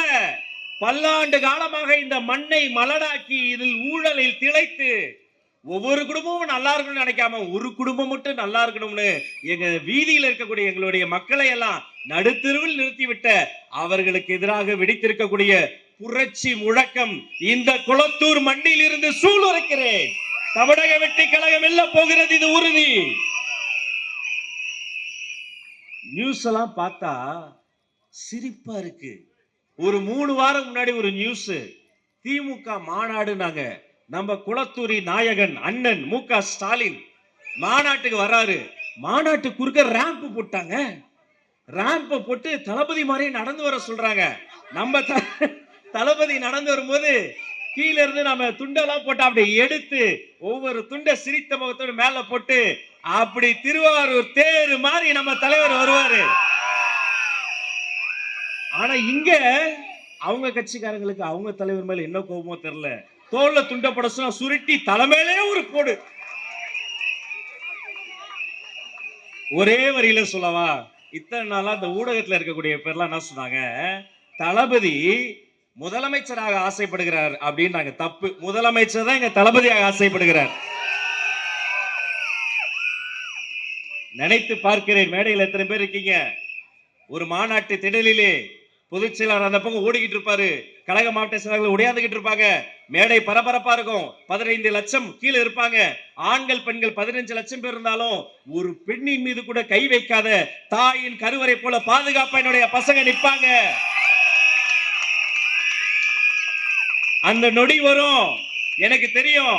மைக்கு முன்னாடி வந்து நிப்பேன், மேடையில ஒரு சின்ன பரபரப்பு, முகத்துல மகிழ்ச்சி, பசங்க கிட்ட எழுச்சி, எல்லார் முகத்திலும் புன்சிரிப்பு. மைக்கு முன்னாடி வந்து நின்று சந்தோஷமா ஒரு மூச்சு எடுத்து சொல்வேன், தர்மத்தாயின் தவ புதல்வரே. அத்தனை பெரிய தலைவர் சாதாரணமா வெள்ளை சட்டையை மடிச்சு விட்டு வெள்ளி காப்பை முறுக்கி விட்டு சிரித்து கொண்டே கசையை சுத்து கையை அசைத்து வரும்போது காண கண்கொடி வேணும். கொளத்தூர் மண்ணில் மட்டும் கிடையாதுங்க, எங்க போனாலும் நீங்க இப்படி ஒரு ஆர்கானிக்கா மக்கள் வெள்ளத்தை பார்க்கவே முடியாது. இது தானா சேர்ந்த கூட்டம். கோட்டருக்கும் கோழி பிரியாணிக்கு கூடக்கூடிய திராவிட முன்னேற்ற கழக கூட்டம் இல்லை, கொள்கைக்கு கூடுகிற கூட்டம். நான் கேட்கிறேன், துணை முதலமைச்சர் விளையாட்டுத்துறை அமைச்சரா இருந்தார்ல, விளையாட்டு போட்டிகள்ல ஆண்கள் கபடி போட்டியில் ஜெயிச்சா 10,000 பரிசு, பெண்கள் ஜெயிச்சா வெறும் 5,000 பரிசு இருந்தது. ஏன் ஆண்களுக்கு மட்டும் பரிசு தொகை அதிகம், பெண்களுக்கு கம்மி? ஆணும் பெண்ணும் சமம். ஆண்களுக்கு ஸ்போர்ட்ஸ் பிளேயர்ஸ்க்கு 10,000 பெண்ணுக்கு கொடுக்கணும். மாற்றிய மனிதனின் பெயர் Aadhav Arjuna. Basketball federation இன்னைக்கு மாறி இருக்கு. ஒரு ஊர்ல இருந்து இன்னொரு ஊருக்கு விளையாட போகணும்னா பயணம் செய்வதற்கு பயணச்சீட்டு வாங்குறதுக்கு இல்லாம காசு இல்லாம கஷ்டப்பட்டாங்க. இன்னைக்கு என்னுடைய கண்மணிகள் விமானங்களில் என்னுடைய வீராங்கனைகள் பறந்து கொண்டிருக்கிறாங்கன்னா விளையாட்டுத்துறையை சீர்படுத்திய சிற்பியின் பெயர் ஆதவ் அர்ஜுனா. இன்னைக்கு விளையாட்டுத்துறை வளர்ந்து நிக்குது, பாஸ்கெட் பால் மாறி நிக்குது. கொடிய கொரோனா காலகட்டத்துல பிளேயர்ஸ்க்கு மட்டும் இல்ல, ரெஃப்ரிக்கு மட்டும் இல்ல, அங்க இருக்க கோச்சுக்கு மட்டும் இல்ல, அந்த சம்மேளனத்தில் இருந்த அத்தனை பேருக்கும் தன்னுடைய பணத்தில் இருந்து பல மாதங்கள் நிறுத்தாமல் உதவி செய்து கொண்டிருந்த அந்த நல்ல மனசுக்காரர் ஆதவ் அர்ஜுனா அவர்களை இந்த மேடையில் வைத்து ஒரு அரங்கம் நிறைந்த நீங்க கைத்தட்டல தந்தே ஆகணும். இங்க இருக்க ஒவ்வொருத்தரும் அப்படிதான். ஆட்டோ ஓட்டுநர், மூட்டை தூக்கும் தொழிலாளி, ராபிடோல வேலை செய்யக்கூடிய ஒரு இளைஞர், ஒரு சாதாரண ஐடி கம்பெனி வேலை பார்க்கக்கூடிய ஒரு மனிதன், ஆசிரியர், மாணவன், விவசாயி, விஞ்ஞானி, சாமானியர்களின் கூட்டம். இந்த தேர்தல் ஏன் தெரியுமா முக்கியமான தேர்தல்? இது திமுக என்ற பண்ணையார்களுக்கும் தாவேகா என்ற பாமரர்களுக்குமான போர். இந்த தேர்தல் இந்த ஊர்ல இருக்கக்கூடிய ஒவ்வொரு தாய்மாரையும் மேல இருந்து பார்க்கும்போது மகாலட்சுமியே உட்கார்ந்துருக்கிற மாதிரி இருக்கு. அவ்வளவு சந்தோஷம். எவ்வளவு பெண்கள், எவ்வளவு பெண்கள் நிரம்பி வழியுது கூட்டம். இந்த கூட்டம் திமுக கிடைக்காது. ஏன் தெரியுமா? 9 மணி ஆச்சுன்னா மாப்பிள்ள கடையை சாத்து வைங்க, மாப்பிள்ள போயிருவோமா, தலைகீழா நின்று தண்ணி குடிச்சாலும் தண்ணீரில் இருக்கும் மீன் கருவாடாகலாம், கருவாடு ஒருபோதும் மீன் ஆகாது என்பதை நீங்கள் புரிந்து கொள்ள வேண்டும். நேரம் குறைவாக இருக்கிறது. இந்த மேடைக்கு மட்டுமல்ல, தேர்தல் காலத்திற்கும் நாம ஒரே ஒரு விஷயத்தை மனசுல நிறுத்துங்க. தேர்தல் நாளன்று நம்முடைய வாக்காளர்கள் கையில் அந்த தேர்தல் வெற்றி மை வர வேண்டும். அது வர வேண்டும் என்றால் நம் அத்தனை பேரிடம் ஒரு மை வர வேண்டும். அது ஒற்றுமை, ஒற்றுமை, ஒற்றுமை. ஒன்னா இருப்போம், உசுரா இருப்போம், ஒருத்தருக்கு ஒண்ணுதான் வந்து நிப்போம். அது வரும். ஏன் தெரியுமா? என் தலைவனிடம் இருக்கக்கூடியது நேர்மை, உண்மை, வாய்மை. மனது நிறைந்து உள்ளம் நிறைந்து விடைபெற விருப்பமில்லாமல் விடைபெற்று செல்கிறேன். வெற்றி, வெற்றி, வெற்றி, வெற்றி. தமிழக வெற்றி கழகம் வாழ்க, தலைவர் தளபதி வாழ்க. அவ்வளவுதான். குளத்தூர்லயும் அவங்களுக்கு முடிஞ்சு. Over, over, over. நன்றி. சொன்னதுல எந்த சந்தேகமும் இல்லைல்ல. வணக்கத்தையே அவ்வளவு விதமான வணக்கமாக வச்ச எங்களுடைய பேச்சாளருடைய ஆசிரியர் அண்ணன் ராஜ்மோகன் அவர்களுக்கு ஒரு பெரிய கரகோஷத்துடன் ஒரு உற்சாக வரவேற்பு. நீங்கள் சொன்னது போலதான ரசிகர்களை திரையில் ரசிக்க வைத்தது மட்டுமல்லாமல் மக்கள் இயக்கம் என்கிற ஒரு மாபெரும் பணியில் ஈடுபட வைத்தீர்கள். மக்கள் பணியில் ஈடுபட்டிருக்கும் எங்களை போன்ற பாமர மக்கள்களை நீங்கள் அரசியல் மையப்படுத்தி கடைசியில அரசியல்னா என்ன என்பதை பல சம்பவங்கள் மூலமாக உணர வைத்த ஒரே தலைவர் நம் தமிழக வெற்றி கழகத்தின் நம் வெற்றி தலைவர் ஒருவர் மட்டுமே. அடுத்ததாக ஒரு சிறப்புரையாற்ற இருப்பவர் நற்சமிழில் தவிழ்பவர், அதாவது நமது தமிழக வெற்றி கழகத்தின் பரப்புரை செயலாளர் அண்ணன் நாஞ்சல் சம்பத் அவர்களை ஒரு பெரிய கரகோஷ உற்சாக வரவேற்புகளுடன் பேச அழைக்கிறேன்.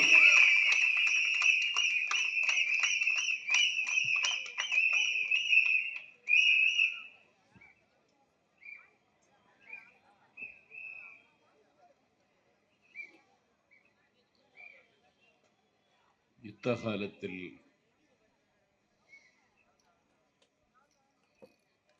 நடைபெற்றுக் கொண்டிருக்கிற பொதுக்கூட்ட நிகழ்விற்கு வடிவம் தந்திருக்கின்ற குளத்தூர் தொகுதியின் பொறுப்பாளர், வெல்ல முடியாத பகையை வெல்லப்போகிறவன் யார் என்றால் VS பாபு என்று வானமும் வழிமொழிகிற இடத்தில் இருக்கிற VS பாபு அவர்கள் யாருக்கும் தெரியாமல் கொளத்தூரில் ஒரு ராஜாங்கமே நடத்தி கொண்டிருக்கிற மாவட்ட செயலாளர் தணிகாச்சலம் அவர்கள்,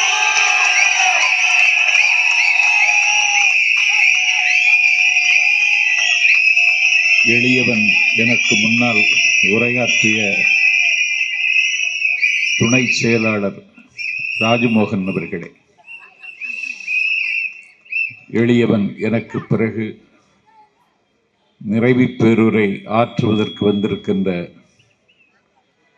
அளக்க முடியாத அன்பின் சின்னம், என்னை ஆற்றுப்படுத்துகிற இடத்தில் இருக்கின்ற தேர்தல் மேலாண்மை பொதுச் செயலாளர் ஆதவ் அர்ஜுனா அவர்களே, முத்து தமிழில் நிகழ்ச்சியை தொகுத்து வழங்குகிற ஹரீஷ் உள்ளிட்ட நிர்வாகிகளே வணக்கம். யுத்த காலத்தில் தேர்தல் தேதி அறிவிக்கப்பட்டதற்கு பிறகு தேர்தல் விதி நடைமுறைக்கு வந்துவிட்டதற்கு பிறகு தமிழக வெற்றி கழகத்தின் சார்பில் நடைபெறுகிற முதல் பொதுக்கூட்டம் இந்த குளத்தூர் பொதுக்கூட்டம். தமிழக வெற்றி கழகம் வெற்றி பெறப் போகிற தொகுதிகளில் குளத்தூர் தொகுதியும் இடம்பெற்று விட்டது என்பதை இங்கே வந்ததற்கு பிறகு நான் பார்க்கிறேன். துரியோதனன் வீழ்ச்சி அவன் தொடையில் இருந்தது. சராசந்தன் வீழ்ச்சி அவனுடைய உடலை மாற்றி போடுவதில் இருந்தது. இதயத்தை கீழே இறக்கி வைத்த ஹிட்லரின் வீழ்ச்சி ரஷ்யாவின் கடுங்குளிரில் இருந்தது. அதிசயம் 1000 செய்து கொண்டிருக்கிற ஜப்பானின் அன்றைய வீழ்ச்சி அணுக்குண்டில் இருந்தது. ஆள்போல் பறந்து அருகுபோல் வேரோடி இருக்கின்ற காங்கிரஸ் ஏகாதிபத்தியத்தின் வீழ்ச்சி அண்ணாவின் சென்னாவில் இருந்தது. உய்ய வந்த தமிழினத்தை உய்யாது தடுத்து நைய வைத்து ஒரு குடும்ப அரசியலை நடத்தி கொண்டிருக்கிற ஒரு கொள்ளைக்கார கும்பலின் வீழ்ச்சி எங்கள் தளபதி விஜயின் கையில் இருக்கிறது என்று நாடு நம்புகிற நேரத்தில் நான் குளத்தூரில் உரையாற்ற வந்திருக்கிறேன். தமிழக வெற்றி கழகம் 2 வயதை தாண்டி 3வது வயதில் அடியெடுத்து வைத்திருக்கிற நேரம் இது. 49 செப்டம்பர் 17 ஒரு மழை நாளில் ராபின்சன் நந்தவனத்தில் அண்ணா தன்னுடைய இயக்கத்தை தொடங்கினார். அவர் ஆட்சிக்கு வருவதற்கு 18 ஆண்டு காலம் எடுத்துக்கொண்டார். 72 மக்கள் திலகம் எம்ஜிஆர் அதிமுகவை தொடங்கினார். அவர் ஆட்சிக்கு வருவதற்கு 5 ஆண்டுகள் எடுத்துக்கொண்டார்.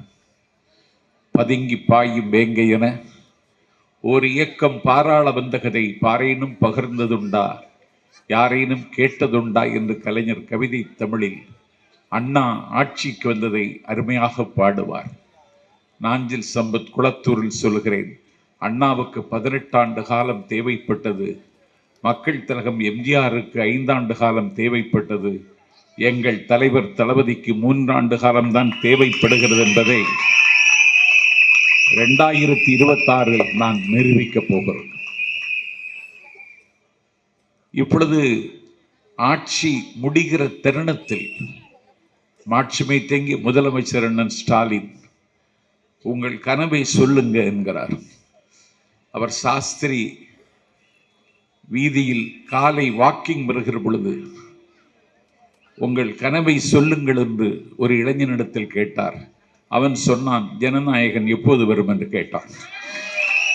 அதற்கு பிறகு உங்கள் கனவை சொல்லுங்கள் என்று முதலமைச்சர் சொல்வதே இல்லை. இன்றைக்கு மிகப்பெரிய தாக்கத்தையும் வீச்சையும் தமிழ்நாட்டு அரசியலில் மட்டுமல்ல, இந்திய அரசியலில் கூட எங்கள் தளபதி ஏற்படுத்தி இருக்கிறார்.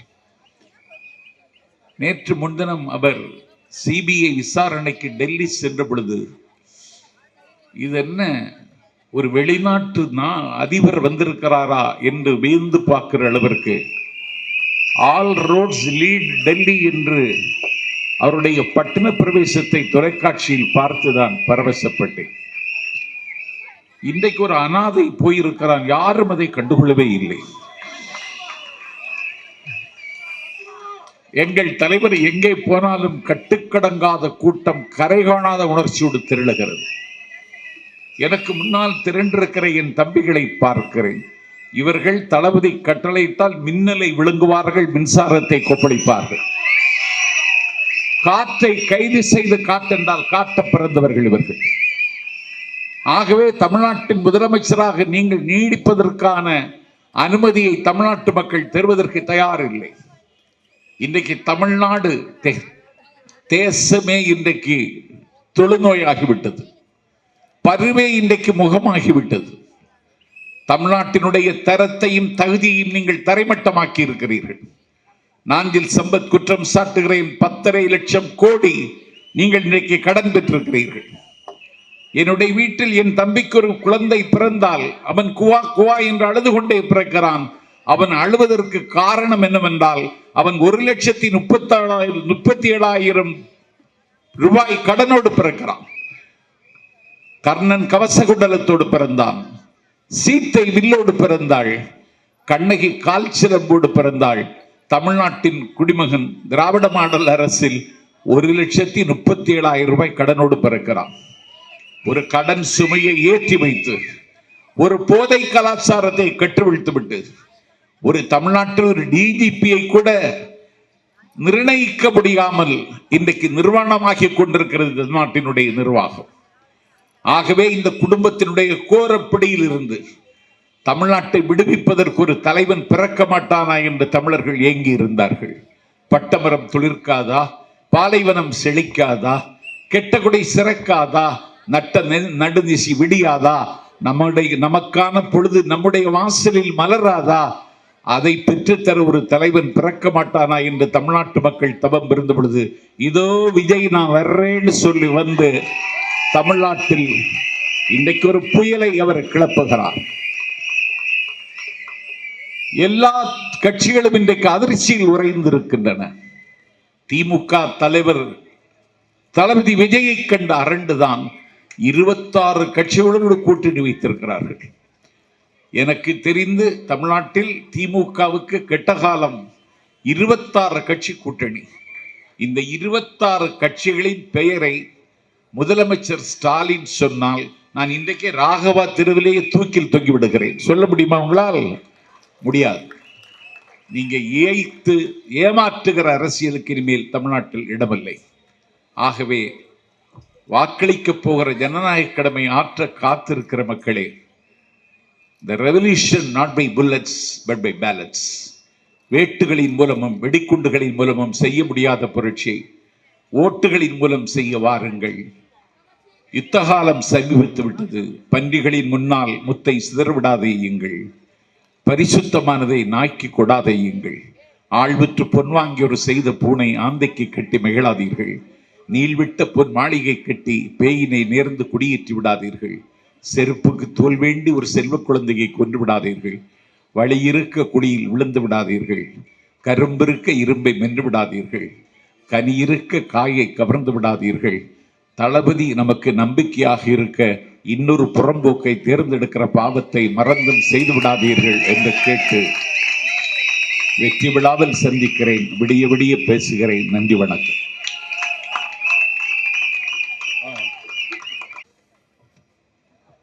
சிறப்புரையாற்றியமைக்கு மிக்க நன்றி ஐயா.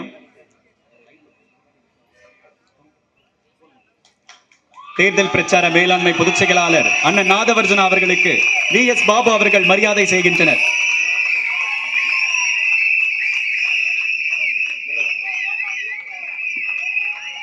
சென்னை வடமேற்கு மாவட்ட கழகம் சார்பாக வெள்ளிவாள் அளிக்கப்படுகிறது.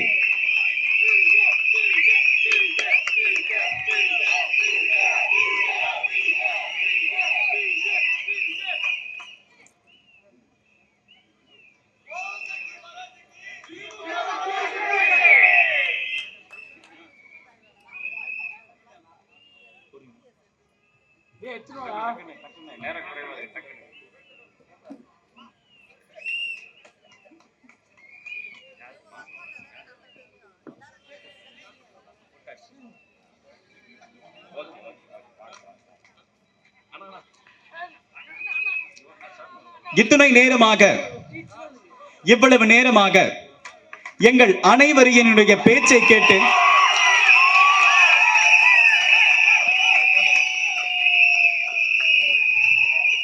அண்ணா அப்பவே சொன்னாங்க கொஞ்சம் நேரம் ஆக ஆக கூட்ட குறையும். ஆனா இல்ல, இத்தனை காலமாக கொளத்தூர் சட்டமன்ற தொகுதிக்கு இங்கு நிற்கிற இந்த ஜனங்க இத்தனை காலமாக எங்களுக்கு ஒரு அடையாளமாக திகழ்ந்து எங்களை எல்லாம் வழி நடத்தி ஒரு சின்ன சின்ன அறிவுரையும் கொடுத்து அட்வைஸையும் கொடுத்து இருந்த எங்கள் மாவட்ட செயலாளர், சென்னை வடமேற்கு மாவட்ட கழக செயலாளர் அண்ணன் MTC தணிகா என்கின்ற ஒரு தனி மனிதருக்காகவும்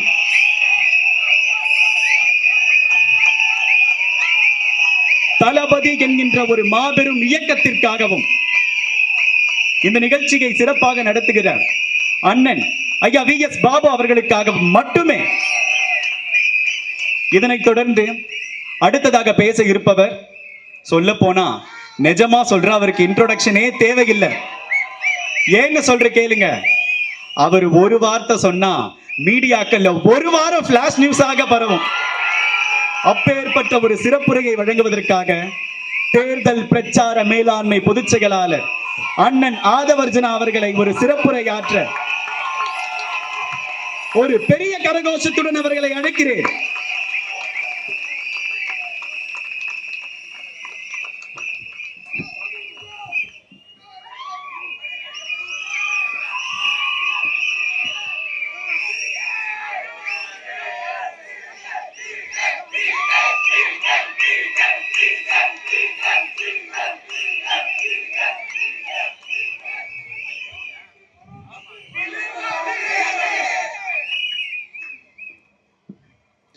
தெய்வத்தால் ஆகாத நின்னும் முயற்சிதன் மெய்வர்த்த கூலி தரும். சென்னை வடமேற்கு மாவட்ட கழக நிர்வாகிகள், தோழர்கள், தோழிகள் எல்லோருக்கும் என்னுடைய வணக்கத்தை தெரிவித்து, வடமேற்கு மாவட்ட கழக செயலாளர் திரு தணிகாசலம் அவர்களே, முன்னாள் ரஜினி ரசிகர் மன்ற மாவட்ட செயலாளர் திரு சினோரா எஸ் அசோக் அவர்களே, இன்றைய TVK கட்சியின் உறுப்பினரும் ஹார்பர் தொகுதியின் பொறுப்பாளருமான திரு அசோக் அவர்களுக்கு என்னுடைய வணக்கத்தை தெரிவித்து, முன்னாள் MLA அண்ணன் திரு VS பாபு அவர்களே, நமக்கு முன்னால் பேசி இன்னைக்கு சர்ச்சு மீட்டிங்காக போயிருக்காரு தேர்தல் அறிக்கைக்குழு உறுப்பினர் திரு JCD பிரபாகரன் அவர்களே, பரப்புரை செயலாளர் திரு நாஞ்சல் சம்பத் அவர்களே, கழக துணை பொதுச்செயலாளர் திரு ராஜ்மோகன் அவர்களே, நிர்வாக குழு தலைமை ஒருங்கிணைப்பாளர் அண்ணன் KS செங்கோட்டையன் அவர்களே,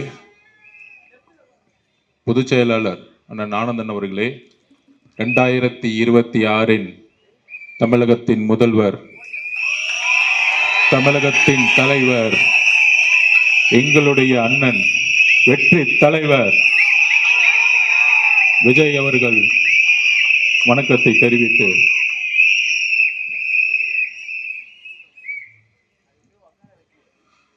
அதாவது சிபிஐ என்கொயரி முடிஞ்ச உடனே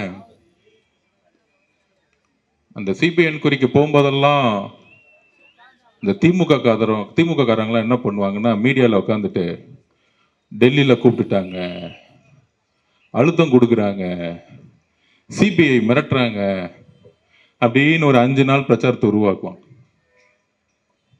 நான் உட்பட அண்ணன் நிர்மல்குமார் எல்லாம் போவோம். அண்ணன் உண்மைகளை சொல்லிட்டு வெளியே வரும் பொழுது நியூஸ் ஒன்று வந்துச்சு. தமிழ்நாட்டில் தேர்தல் கமிஷன் நோட்டிஃபிகேஷன் அனௌன்ஸ் பண்ணிட்டாங்க, தேர்தல் அனௌன்ஸ் பண்ணிட்டாங்க. தமிழ்நாடு மட்டும் இல்லை, 5 மாநிலங்களில். அன்னைக்கு 5 மணிக்கு மாடல் கோட் ஸ்டார்ட் ஆயிடுச்சு. மாடல் கோட் ஸ்டார்ட் ஆயிடுச்சுன்னு என்ன தெரியுமா அர்த்தம்? தெரியுமா உங்களுக்கு? அதாவது பிரச்சாரத்தை எந்த தலைவர் எங்க வேணா ஸ்டார்ட் பண்ணலாம். அப்புறம் 4.25 வருஷம் இல்ல, 4 வருஷம் 11 மாசம் பொம்மை முதல்வரா திரு மு.க. ஸ்டாலின் அவர்கள் இருந்தார். இன்னைக்கு உண்மையாலே பொம்மை முதல்வர் அவர். ஏன்னா மாடல் கோட் வந்துருச்சு. முதல்வர்னு சொல்லலாம், ஆனா பேனா வச்சு சைன் பண்ண முடியாது. அதுக்கு முன்னாடி சைன் போட்டாங்க, அவர் மருமகனும் மகனும் சைன் போட்டுட்டு இருந்தாங்க. அதனாலதான் பொம்மை முதல்வர்னு சொல்லுவோம். என்ன, அது ஒரு குடும்ப ஆட்சி. குடும்ப ஆட்சியோட நோக்கம் என்னன்னா, ஸ்டாலின் சார் டாக்ஸ் எல்லா இடத்துலையும் 30% கமிஷன் அடிச்சு கரப்ஷன் பண்றது மட்டும்தான். அப்ப அந்த சிபிஐ என்கொயரி முடிஞ்ச உடனே வெளியே வரும்போது நான் பின்னாடி தான் உக்காந்துட்டு இருந்தேன். எல்லாத்துக்கும் பதில் சொல்லணும்ல, நம்ம தலைவர் நிறைய பேச மாட்டார். அப்படி சிபிஐ என்கொயரில ஃப்ரெண்ட்ஸில் உக்காந்துட்டு வெளியே ஒரு 2000 பேர் நிக்கிறாங்க. எங்கிருந்து வந்தாங்கன்னு தெரியல, டெல்லியில உட்காந்துட்டு இருக்காங்க. திடீர்னு என்ன தெரிஞ்சதுன்னு தெரியல, அந்த ராயப்பன் படத்துல சொன்னார் பாருங்க, அதே மாதிரி டிரைவரை பார்த்து அப்புறம் திரும்பி இப்ப பின்னாடி உட்கார்ந்த ஒரு வார்த்தை சொன்னாரு. நான் சொன்னேன் சிபிஐ என்கொயரி போய் முடிச்சுட்டு லிஃப்ட்ல வரும்போது, அண்ணா எலெக்ஷன் கமிஷன் நோட்டிபிகேஷன் பண்ணிட்டாங்க, தேர்தல் ஏப்ரல் மாதம் 23 அப்படியே அமைதியாக கேட்டுக்கிட்டு இருந்தார். வண்டியில் உக்காந்துட்டு டக்குன்னு டிரைவரை பார்த்து மேலே வந்து கிளாஸ் ஓப்பன் பண்ணுங்கன்னு சொன்னார். எனக்கு அப்பையும் இன்னும் அண்ணன் காத்து வாங்கிறதுக்கு பண்றாரா அப்படின்னு நினைச்சேன். அப்புறம் ஒரு குரல் வந்துச்சு, என்ன அர்ஜுன் ஆரம்பிச்சிடலாமா இங்க இருந்தே அப்படின்னு கேட்டார்.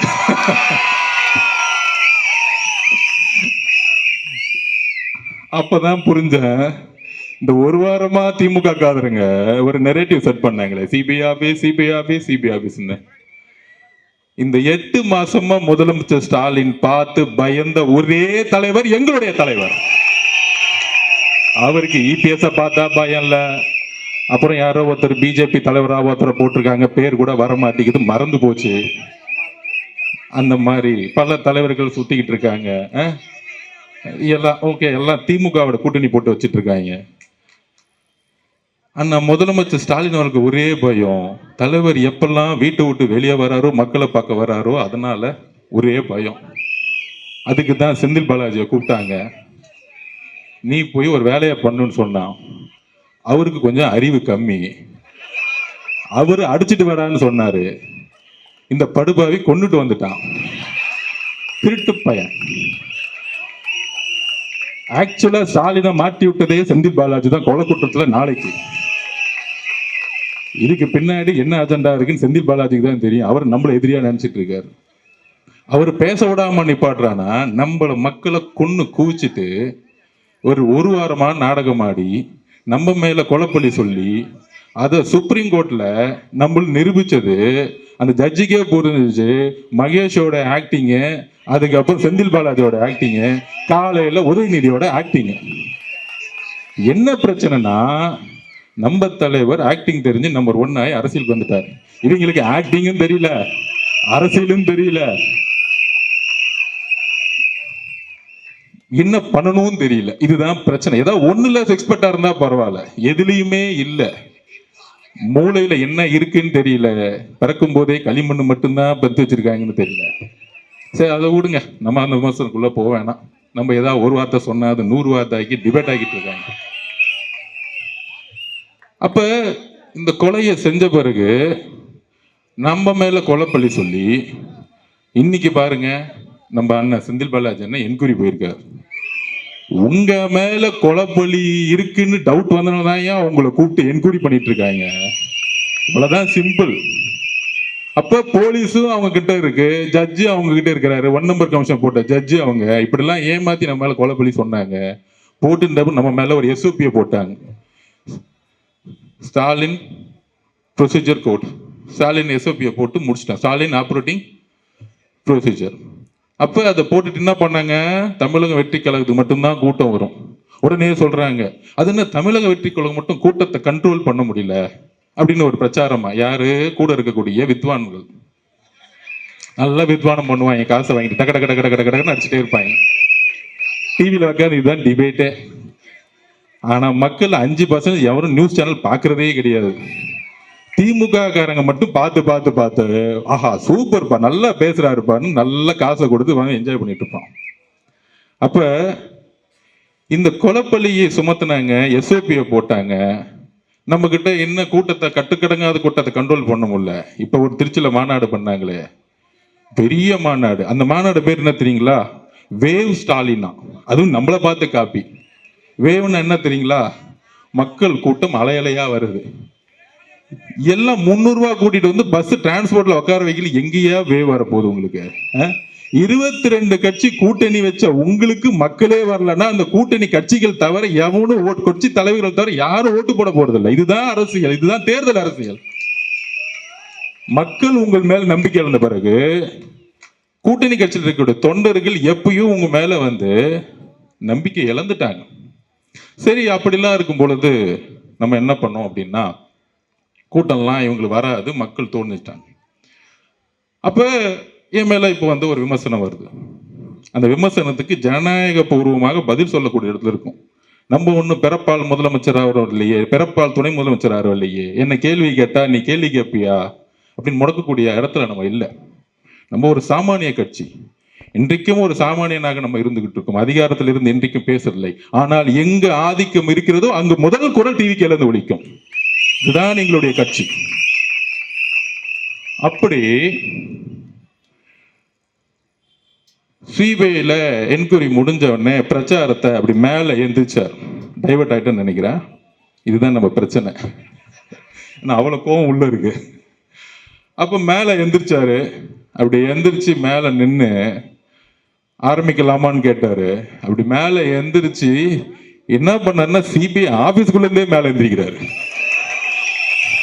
அண்ணனுக்கு தைரியம் இருக்கு, அது வேற மாதிரி தைரியம். அப்ப எந்திரிச்சு அந்த கேட்டுக்கு வெளியே வந்து மேல பார்த்துட்டு அங்க 2000 பேர் நான் கையை காமிச்சிட்டு பத்திரமா இறங்கிட்டு, இது போதுமா அப்படின்னு கேட்டார். இது போதும்னு அப்படின்னு நானும் சொன்னேன். அப்ப இன்னுமேட்டு இந்த SOP இதெல்லாம் கிடையாதுல்ல அப்படின்னு கேட்டாரு.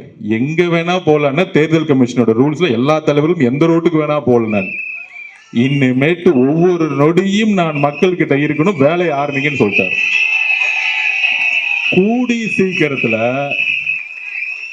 உண்மையான ஆலையை தமிழகம் முழுவதும் இருக்க நெடுஞ்சாலைகளை நீங்க பாப்பீங்க, மக்களுடைய கூட்டத்தை நீங்க பாப்பீங்க அவர்களுடைய வருகையை நோக்கி வரும் பொழுது. அதுதான் பயம். சரி, டெல்லியில பிரச்சாரத்தை அண்ணன் ஆரம்பிச்சிட்டாரு. அடுத்தது மாடல் கோடு வந்துருச்சு. எங்க முதல் கூட்டத்தை போடலான்னு யோசிச்சோம். இந்த தீய சக்திக்கு முதல் காரணம் யாரு? இந்த கொடுமையான ஆட்சிக்கு முதல் காரணம் யாரு? இந்த 4.5 வருஷம் எதுவுமே செய்யாம நாடகம் ஆடி டிராமா பண்ணது யாரு? இந்த டிராமா கம்பெனியை ஒழிக்கணும்னா கொளத்தூர்ல இருந்தா முதல்ல ஆரம்பிக்கணும்.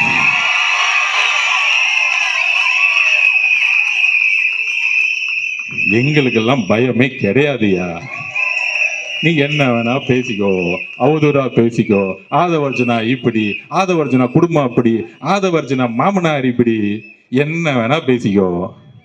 காதை கேட்காது, போய்கிட்டே இருப்போம். எங்க குறிக்கோள் என்ன? சென்ட் ஜார்ஜ் கோட்டையில அண்ணனை சைன் போட வைக்கணும். அவ்வளவுதான் எங்க குறிக்கோள். இந்த அள்ளு சில்லற பேசுறதுக்கெல்லாம் பதில் கொடுக்கலாம் எங்களுக்கு டைம் கிடையாது. மோதும் அப்ப இந்த திமுக எப்படி திசை திருப்பணுங்கிறதுக்கு நான் பதில் சொல்லணும். யாருக்காக பதில் சொல்லணும்? ஆதவர்ஜுனா பயந்துட்டாரு. 1000 கைகள் மறைத்தாலும் ஆதவனை மறைக்க முடியாது. நீ சூரியன்னா நான் ஆதவடா. நான் யாருக்கும் பயப்படாது கிடையாது. 5 வயசுலேயே எங்க அம்மாவுடைய சாவை பார்த்தவன் நான். இதுக்கு மேல எவனும் என்ன பயப்படுத்த முடியாது. எழுதி வச்சுக்கோங்க. இந்த உலகத்துல தன்னுடைய தாயை சாவ 5 வயசுல பார்த்த ஒரு பையன்னா நான் தான். அது இதுலயே நான் அந்த பயத்துல இருந்து வெளியே இன்னைக்கு தமிழக மக்கள் முன்னாடி தைரியமா நிக்கிறேன்னா என் தலைவர் உண்மையா இருக்கிறாருங்கிற ஒரு வலிமை என்கிட்ட இருக்கு. என்கிட்ட எந்த போயும் கிடையாது. நான் யாரையும் ஏமாத்துனது கிடையாது. எந்த கட்சிக்கும் துரோகம் செஞ்சது கிடையாது. நான் வேலை பார்த்தேன். அந்த இடத்துல உண்மை இல்லைன்னா நாங்க இருக்க மாட்டேன். அவ்வளவுதான் என்னுடைய வரலாறு. எங்க வேணா நான் போய் சொல்லுவேன். என்ன வேணா கேள்வி கேள்வி. அப்ப எங்க நம்ம சின்னவரான அசோக் அண்ணன் சொன்னாரு, நம்ம தோழர் 12 வருஷமா கூட இருக்கிறவர், அவருடைய உணர்வுக்கு பதிவு கொடுக்கணும் இல்ல. மீதி அள்ளுச்சில்றைக்கெல்லாம் நான் பதில் சொல்லிடலாம், டைம் வேஸ்ட் பண்ண மாட்டேன். அப்புறம் அசோக் அண்ணன் நம்ம கூட 12 வருஷமா இருக்கிறவர். நான் அவரை பத்தி சொல்லணும். 40 வருஷம் மரியாதைக்குரிய ரஜினி சார் அவர்கள் கூட இருந்தவர். நம்முடைய அன்புக்குரியவர் அவர். அதுல எந்த விதமான கருத்து வேறுபாடும் கிடையாது. எனக்கும் கருத்து வேறுபாடு கிடையாது. அப்படி 12 வருஷமா பழகுனதுல ஒரு 30 நாளுக்கு முன்னாடி 2 மாசத்துக்கு முன்னாடியே சொன்னார், அரசியல்ல நான் வரணும்னு இருக்கேன். தலைவரோட 40 வருஷம் இருந்துட்டேன். என்னுடைய மனைவி என்னுடைய மகள்லாம் விஜய் சாருடைய ரசிகர்கள். டிவிக்கு கட்சியில் நான் சேர்ந்தா நல்லா இருக்குமா? நான் ரஜினி ரசிகர் மன்றத்திலிருந்து வந்தேன், எனக்கான மரியாதை இருக்குமா அப்படின்னு கேட்டார். நான் சொன்னேன், டிவிகே கட்சிக்கு வரணும்னா ஒன்னே ஒண்ணுதான் குவாலிஃபிகேஷன். உண்மையா இருக்கணும், நேர்மையா இருக்கணும், அப்புறம் தைரியமா இருக்கணும். இந்த 3 குவாலிஃபிகேஷன் தான், வேற ஒண்ணுமே கிடையாது. உங்க அப்பா மினிஸ்டரா, எம்எல்ஏவா, பணக்காரனா, கோடீஸ்வரனா, எந்த குவாலிஃபிகேஷனுக்கு அண்ணன் கிடையாது. இன்னைக்கு 234 வேட்பாளர்களை அண்ணன் உருவாக்குனாரு. அதுல பாதிக்கு மேற்பட்ட இல்ல, 3/4 வேட்பாளர்கள் ஒரு ஆட்டோ ஓட்டுநர், ஒரு மீனவர், ஒரு விவசாயி. கையில 10 லட்சம் கூட கிடையாது. ஆனால் அண்ணன் தேர்ந்தெடுக்கக்கூடிய வேட்பாளர்கள் யார் தெரியுமா? மக்களிடம் உண்மையாக நேர்மையாக ஒரு எம்எல்ஏ ஆனா அடுத்த 5 வருஷம் மக்களை நேர்மையாக பார்க்கக்கூடிய ஒரு எம்எல்ஏ உருவாக்கிட்டு இருக்காரு. இதை புரிஞ்சுக்கோங்க. எடுத்தோடனே உங்களை மாதிரி 50 கோடி இருக்குமா, 1000 கோடி செலவு பண்ண முடியுமா அவர் கேட்க மாட்டார். அப்ப நான் அசோக் சொன்னேன், சரிண்ணே இதெல்லாம் ஒண்ணும் இல்லை, நீங்க வாங்கன்னு சொன்னேன். ஏன்னா ரஜினி ரசிகர்களுக்கு தெரியணும்ல உண்மை என்னன்னு. இந்த சூழ்ச்சியில இப்ப நடுவில் பண்ணது யாருன்னு சொல்றேன், எக்ஸாம்பிளே சொல்றேன். அப்ப தலைவரை பார்க்க போறார் அசோக் அண்ணன். அசோக் ஒரு 5 பேர் அன்னைக்கு சேர்ந்தாங்க. நம்ம தனபால் சார் பையன்லாம் இருக்காரு பாருங்க, பழைய ஸ்பீக்கர், அவருடைய பையன்லாம் சேர்ந்தாரு. 4 பேரை பேசி முடிச்சாங்க. லாஸ்ட்ல தான் அண்ணன் போனார். என்னடா 40 நிமிஷமா பேசிக்கிட்டே இருக்காரு அவரும் ஒரு பையனும், என்னடா வெளியே வரவே மாட்டேங்கிறாரு அப்படின்னு. திடீர்னு கதவை திறந்து நான் பாக்குறேன், 3 பேரும் பயங்கரமா சிரிச்சுக்கிட்டு இருக்காங்க. யாரு? நம்ம தலைவர் விஜய் சாரும் அசோக் சாரும் பையனும் சிரிச்சுக்கிட்டே இருக்கிறாங்க. ஆமா. அப்ப என்னடா அது பயங்கரமா சிரிச்சிருக்காங்க. அப்போ சரி டிஸ்டர்ப் பண்ணவன வெளியே வந்துட்டேன். வந்த பிறகு அசோக் சார்கிட்ட கேட்டேன், என்ன அப்படி பேசிட்டு இருக்கீங்க அப்படின்னு. நம்ம தலைவரை பத்தி தெரிஞ்சுக்கணும். அப்ப அவர்கிட்ட கேட்டிருக்காரு, நான் 40 வருஷம் தலைவர் ரஜினி சார் கிட்ட இருந்துட்டு வந்துட்டேன், என்ன உங்களோட அக்செப்ட் பண்ணீங்களான்னு கேட்டார். அப்புறம் இன்னொன்னு சொன்னார், டிசம்பர் 12ஆம் தேதி ஆனா நியூஸ் பேப்பர்ல நான் விளம்பரம் கொடுப்பேன், நான் அவரை போய் பார்ப்பேன், அதெல்லாம் உங்களுக்கு பிரச்சனையான்னு கேட்கும் பொழுது உங்களுக்கு தலைவர் எப்படியோ அதே மாதிரி நான் சினிமாவில் இருக்கும்போது எனக்கும் ஒரு தலைவர்னு சொன்ன மனிதர் எங்களுடைய தலைவர். நீங்க போய் சிறப்பா செயல்படுங்க, உங்களுக்கு என்ன வேணும்னு கேட்டார். அப்ப அசோக் சார் சொன்னாரு, நான் ஹார்பர் தொகுதியில போய் வேலை பார்க்குறேன். யாரு அண்ணன் பாருங்க, சேகர் பாபு தொகுதியில வேலை பார்க்குறேன். உடனே அப்ப சொன்னாரு, தாராளமா போய் வேலை பாருங்க அப்படின்னு கூப்பிட்டு அவருக்கு என்ன வேணுமோ பண்ணி கொடுங்க, கட்சியில அவருக்கு என்ன பொறுப்பு கொடுக்கணுமோ கொடுத்துருங்க அப்படின்னு சொன்ன தலைவர் எங்களுடைய தலைவர். இதெல்லாம் தெரிஞ்சுக்கணும். ரஜினி ரசிகர் மன்றத்திலிருந்து வந்தவருக்கு கட்சியில பொறுப்பையும் கொடுத்து அவருக்கான அங்கீகாரம் கொடுத்து மேடை ஏற்றிய ஒரே கட்சி நம்மளுடைய தமிழக வெற்றி கழகம். அப்ப நம்மளை டைவர்ட்லாம் எப்படி பண்ணுவாங்க, எப்படி ஃபோக்கஸ் பண்ணுவாங்க? அதுக்கு தான் சென்னையில் நடந்த ஆர்ப்பாட்டத்தை பத்தி பேசிட்டு இருந்தேன். அந்த ஆர்ப்பாட்டத்தில் என்ன நடந்துச்சு? இது தலைவர் ரஜினி சார் அவர்களுக்கே தெரியும். அதை நான் எக்ஸ்பிளைன் பண்ண முடியல. என்ன எக்ஸ்பிளைன் பண்ணல? அன்னைக்கு 30 நிமிஷத்துக்கு மேல பேசிட்டு இருந்தேன், காவல்துறை நிப்பாட்டினாங்க. அதை டீட்டெயிலாக நம்ம எக்ஸ்பிளைன் பண்ணோம்ல. அப்ப டீட்டெயிலாக என்ன எக்ஸ்பிளைன் பண்ணோம்னா, இந்த பிரச்சனையை பத்தி எக்ஸ்பிளைன் பண்ணல. இந்த 5 வருஷமா என்னை கடுமையா திட்டுறாங்களா, அதை பத்தி இல்லை. இந்த ஒரு வாரமா கடுமையான மன வலியில தலைவர் இருக்கிறாரு, நானும் இருக்கிறேன், இங்க இருக்கக்கூடிய பல்வேறு நிர்வாகிகள் இருக்காங்க, தமிழ்நாடே இருக்கு. அது என்னது? அன்னைக்கு ஆர்ப்பாட்டம் தமிழ்நாட்டிலே முதல் முறையாக தமிழகம் முழுவதும் உருவாக்கிய கட்சி நம்மளோட கட்சி. அந்த ஆர்ப்பாட்டம் எதற்கு? சட்டம் ஒழுங்கு பாதுகாப்பு. அதுல என்ன பிரச்சனை? தூத்துக்குடியில இந்த ஊடகங்களையும் ஒட்டுமொத்த தமிழக மக்களையும் எல்லோரையும் நான் கேட்டுக்கிறேன், வலியோட கேட்கிறேன். தூத்துக்குடியில ஒரு 12th ஸ்டாண்டர்ட் 12ஆம் கிளாஸ் படிக்கக்கூடிய மாணவி, 15 வயசு கூட ஆகல, டெல்லியில நிர்பயா பாதிக்கப்பட்டார், கற்பழிக்கப்பட்டார், கொல்லப்பட்டார், இந்தியாவே கொதித்து எழுந்துச்சு. இந்த பிரச்சனையை திசை திருப்பதுக்கு தான் இவ்வளவு பெரிய நாடகம் 5 நாளா ஓடிக்கிட்டு இருக்கு. இது சோசியல் மீடியா வாரியர்ஸும் புரிஞ்சுக்கணும், தமிழக மக்களும் புரிஞ்சுக்கணும். இந்த அவதூறான பிரச்சாரம் எனக்கு எதிராக ஏன் உருவாக்கப்பட்டது அப்படின்னா, இந்த தூத்துக்குடியோடைய மரணம் கொடூரமானது. அன்னைக்கு முதல் முறையாக தமிழக வெற்றி கழகம் தான் இதை உறுதியா சொன்னோம். தூத்துக்குடியில ஏற்பட்ட மரணம் எப்படிப்பட்டது? 6 மணிக்கு அடுத்த நாளே நான் தூத்துக்குடி போயிட்டேன், வீட்டுக்குள்ள போயிட்டேன். அப்ப அந்த அம்மா சொல்றாங்க, பக்கத்துல உங்க அத்தைக்கு கோவம் வருது, நம்ம மேலேயும் டக்குன்னு கோவப்படுறாங்க. நான் 5 நிமிஷம் பேசி முடிச்சேன்னு அமைதியா உட்கார்ந்தாங்க.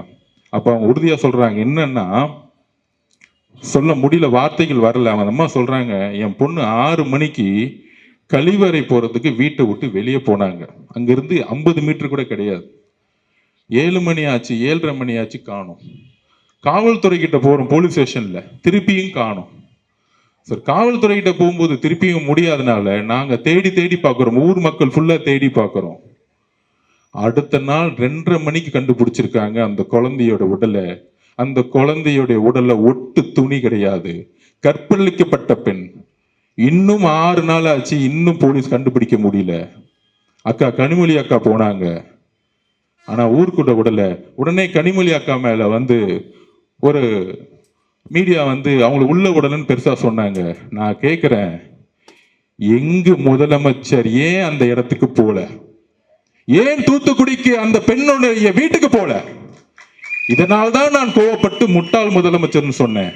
அவர் மேல அவதூறு பரப்புறதுக்காக இல்ல, அவரை குற்றம் சொல்ல வேண்டியதுக்காக கிடையாது.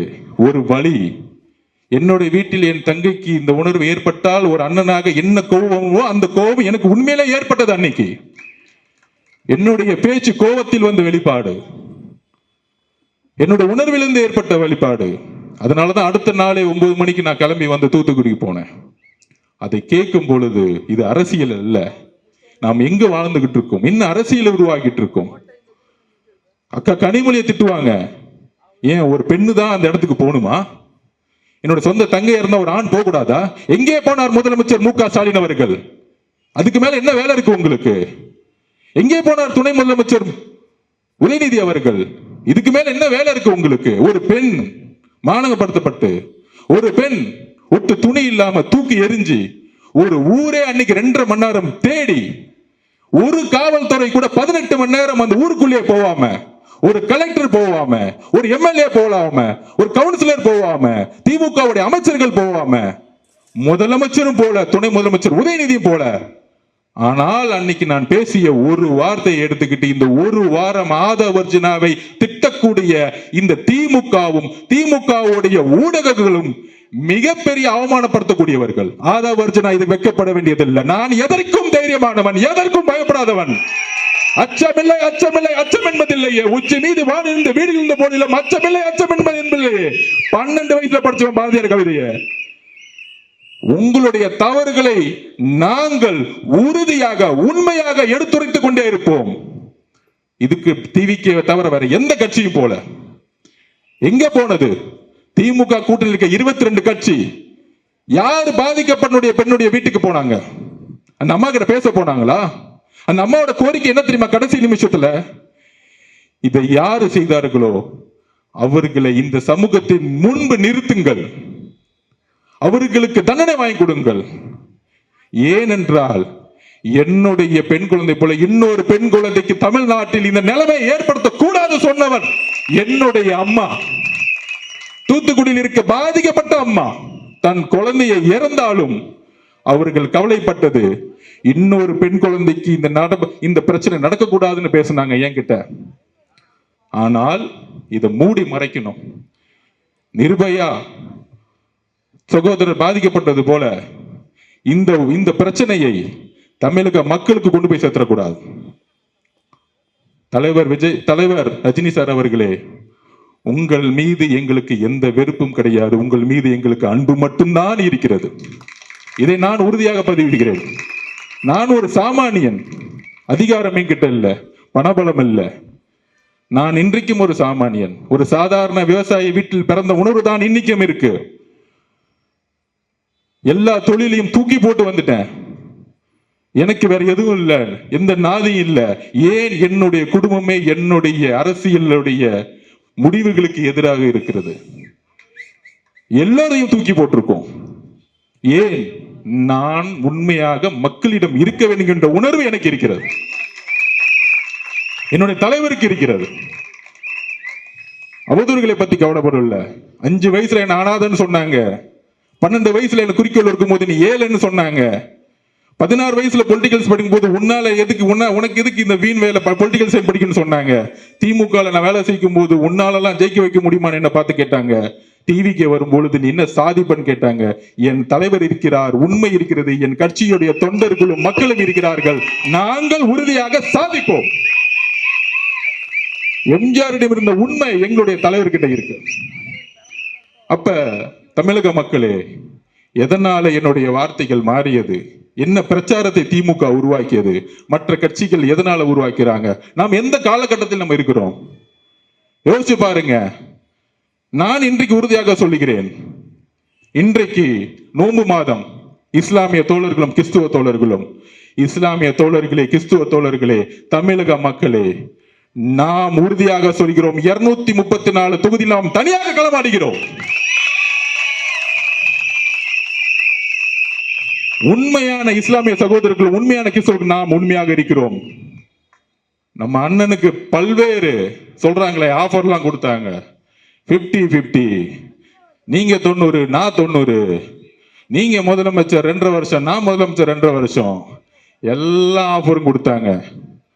அப்ப அண்ணன் சொன்ன ஒரே வார்த்தை எங்க கிட்ட, எனக்கு ஆஃபர் தேவையில்லை, தமிழக மக்களுடைய உண்மையான நம்பிக்கையை, என்றைக்கும் தமிழக மக்களுடைய நம்பிக்கையை, நான் உருவாக்கக்கூடிய அரசு, மத சார்பற்ற சமூக நீதிக்கான அரசை உருவாக்கக்கூடிய ஒரு வலிமையை தமிழக வெற்றி கழகம் உருவாக்கும் சொன்னது எங்களுடைய தலைவர் விஜய் அவர்கள். முதலமைச்சர் பதவி ஆசைப்பட்டு டெல்லிக்கு அடிப்பணி வர எங்களுடைய தலைவர் அல்ல. பராசக்தி ரிலீஸ் ஆனோம்னா போய் ஹோம் மினிஸ்டர் பார்த்துட்டு உதயநிதி ஒரு போன் கால் பேசி ரிலீஸ் பண்ணவர் எங்க ஆள் கிடையாது. இன்றைக்கும் எங்களுடைய படம் லீகல் லிட்டிகேஷன் இருக்கு. இஸ்லாமிய தோழர்களே, கிறிஸ்துவ தோழர்களே, நீங்கள் புரிந்து கொள்ளுங்கள். முதலமைச்சருடைய மகனுடைய தன்னுடைய பேரனுடைய பராசக்தி படம் ரிலீஸ் பண்ணப்பட்டது. ஜனநாயகன் படம் என்றைக்கு வரைக்கும் நிப்பாட்டப்பட்டதுக்கான காரணம் அரசியல் தான். இது அரசியல் தான். இந்த அரசியலை தைரியமாக எதிர்கொள்ளக்கூடிய ஒரே தலைவர் எங்களுடைய தலைவர் விஜய் அவர்கள். எந்த எக்ஸ்ட்ரீம் போறேன்னு சொல்லிட்டாரு அவரை எப்பொழுதும் யாராலும் அடிமைப்படுத்த முடியாது. ஏனென்றால் திருப்பி நான் பதிவு சொல்றேன், இந்த கூட்டணி கணக்குகள் 2026ஆம் ஆண்டு தூள் தூளாக்கப்படும். ஒரு சிங்கம் ஆடுடன் சேர்ந்து பாதுகாப்பை கொடுக்க முடியாது மக்களுக்கு. நம்மளுடைய தலைவர் சிங்கம். நாம் ஒரு மிகப்பெரிய ஆட்சியை உருவாக்க, பெரியார்களுடைய கொள்கையை உருவாக்க, அம்பேத்கருடைய கொள்கையை உருவாக்க நாம் ஒரு மிகப்பெரிய அரசியலை உருவாக்கிட்டு இருக்கோம். நம்பர் 1. அப்புறம் அன்னைக்கு ஆர்ப்பாட்டத்தில் பேசும்போது நான் தெளிவா பேசினேன். என்ன பேசினேன்? எப்பெல்லாம்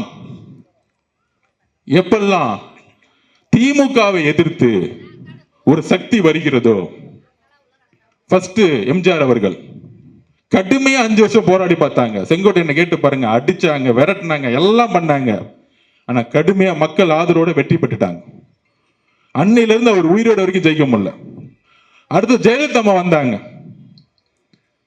அவங்க மேல கடுமையான அடி அடிச்சாங்க. உடல் மொழி எல்லாம் கேவலமா பேசி பார்த்தாங்க, ஜெயிச்சிட்டாங்க. திருப்பி என்ன பண்ணிட்டாங்க? 97, 98 அவங்க ரிசைன் பண்றேன்னு அவங்க லெட்டரை வெளியிட்டு போலியா பரப்பினாங்க, பயந்துட்டு. திருப்பி 2001 வந்துட்டாங்க. அந்த அம்மா இருக்கிற வரைக்கும், கருணாநிதி ஐயா இருக்கிற வரைக்கும் தமிழ்நாடு சூழ்நிலை வேற மாதிரி இருந்துச்சு. அதுக்கப்புறம் எத்தனை பேர் வந்தாங்க? முக்கியமா திரைத்துறையில இருந்து எம்ஜிஆருக்கு அப்புறம் வந்தவங்க எல்லாமே என்ன செஞ்சாங்க? ஃபர்ஸ்ட் நம்ம கேப்டன் விஜயகாந்த் அண்ணன் நமக்கு பிடிச்சவர், அன்பானவர், நல்லவர், வலுவானவர். என்ன அவதூறு சொற்களை சொல்லி, என்ன கட்டமைப்பை உருவாக்கி, என்ன பிரச்சாரத்தை உருவாக்கி, நான் மிரட்டல் சொன்னது ஒருத்தர் நேரா கூப்பிட்டு மிரட்டுறது கிடையாது. அவதூறு பிரச்சாரங்கள், கீழ்த்தரமான பிரச்சாரங்கள், தனிப்பட்ட முறையில் பிரச்சாரங்கள், இதையெல்லாம் உருவாக்கி அவரை எந்த அளவுக்கு வீழ்த்தினாங்கன்னு தெரியும் உங்களை. இதுதான் நான் பதிவு பண்ணேன். அதுக்கப்புறம் பாசமிகு நம்மளுடைய ரஜினிகாந்த் சார், அவரும் கட்சியை உருவாக்கணும்னு சொல்லும் போது நான் தேர்தலில் வேலை பார்த்தேன். அப்ப நாங்க சர்வே எடுப்போம். சர்வே எடுக்கும் பொழுது அவர் கட்சி ஆரம்பிக்கணும்னு சொன்ன உடனே காமிச்சது 18%. நான் உண்மையை சொல்றேன், எடுத்த உடனே 18% காமிச்சிச்சு. அது அவருக்கு தெரியுமான்னு தெரியல. அப்ப நான் களத்துல வேலை பார்த்துட்டு இருக்கேன். இப்ப 18% எடுத்த உடனே திமுக பயம் வந்துருச்சு. அப்ப என்ன மாதிரி போலி கருத்துக்களை உருவாக்கணும், இதுதான் நான் மிரட்டல்னு சொன்னேன். அவரை கூப்பிட்டு மிரட்டினாங்க, அந்த குடும்பம் செஞ்சுச்சு, இதுக்கான அர்த்தம் இல்லை. என்ன மாதிரி பிரச்சாரத்தை உருவாக்குவது, என்ன மாதிரி அவதூறு சொற்களை உருவாக்குவது. அன்னைக்கு உதயநிதி அவர்கள் இதே ரஜினி சார் மேல என்ன மாதிரி குற்றச்சாட்டுகளை தன்னுடைய ட்விட்டர் எல்லாம் போட்டார், எவ்வளவு அசிங்கமா பேசினார். பாஜக பி டீம் மிரட்டி தான் பாஜக கொண்டு வந்தாங்க. இதையெல்லாம் உருவாக்குனது திமுக. அதுக்கப்புறம் இபிஎஸ் முதலமைச்சர் அதிமுக கடுமையான சொற்கள்ல பேசினார். என்னெல்லாம் பேசினாரு இன்னைக்கு சமூக ஊடகத்துல வந்துருச்சு. இந்த மாதிரி கூட்டணி கட்சிகள் இவங்கெல்லாம் சேர்ந்து ஒரு சக்தி வரும் பொழுது, ஒரு சிஸ்டம் மாத்தணும்னு சொல்லும் போது, ஊழல ஒழிக்கணும்னு சொல்லும் பொழுது, அவர் இங்க காசு எடுக்க வரல. ஏன்னா அவரு நல்லா சம்பாதிச்சிருந்தார். அப்ப ஒரு சூழ்ச்சிகளை தன்னுடைய சமூக வலைத்தளம் மூலியமாகவும் தன்னுடைய கட்சியுடைய கட்டமைப்பாகவும் உருவாக்கி பல்வேறு அழுத்தங்களை வெளியிலிருந்து கொடுத்தாங்க. அப்போ ஒருத்தர் ஒரு நல்ல மனசு கொண்டவர் வரும்பொழுது என்னெல்லாம் பிரச்சாரத்தை உருவாக்கணுங்கிறத என்னுடைய பதிவு. அவரை சிறுமைப்படுத்த வேண்டுமோ இல்ல அவர் பயந்துட்டாரோ சொல்ல வேண்டிய அர்த்தம் கிடையாது. இந்த திமுகவுடைய சூழ்ச்சிகளை அன்றைக்கு நான் பதிவு பண்ணேன். அதற்கு அப்புறம் வைகோ அவர்கள் எவ்வளவோ பேரை தன்னுடைய சூழ்ச்சி அரசியல்னால எல்லா விதமான பிரச்சாரங்களையும் உருவாக்கி என்ன செஞ்சாங்கிறத பதிவு பண்ண. அதுதான் என்னுடைய நோக்கம். அப்ப இதை சொல்லி முடிச்சுட்டு வர்றதுக்குள்ள உடனே அந்த வார்த்தையை எடுத்து அதுக்கு ஒரு பல்வேறு பிரச்சாரங்களை உருவாக்குவாங்க. ஏன்? தூத்துக்குடியோடைய அந்த பெண்ணுடைய சாவுல இருந்து வெளியே வரணும். இப்ப 6 நாளா அதை பேசல பாத்தீங்களா? நம்ம உடனே நம்மளோட சோசியல் மீடியா வாரியா ரஜினி சாருக்கு பதில் கொடுக்குறோம், நம்ம பதில் கொடுக்குறோம், நம்ம அடுத்தடுத்த வேலையை நான் பார்த்துட்டு இருக்கேன்.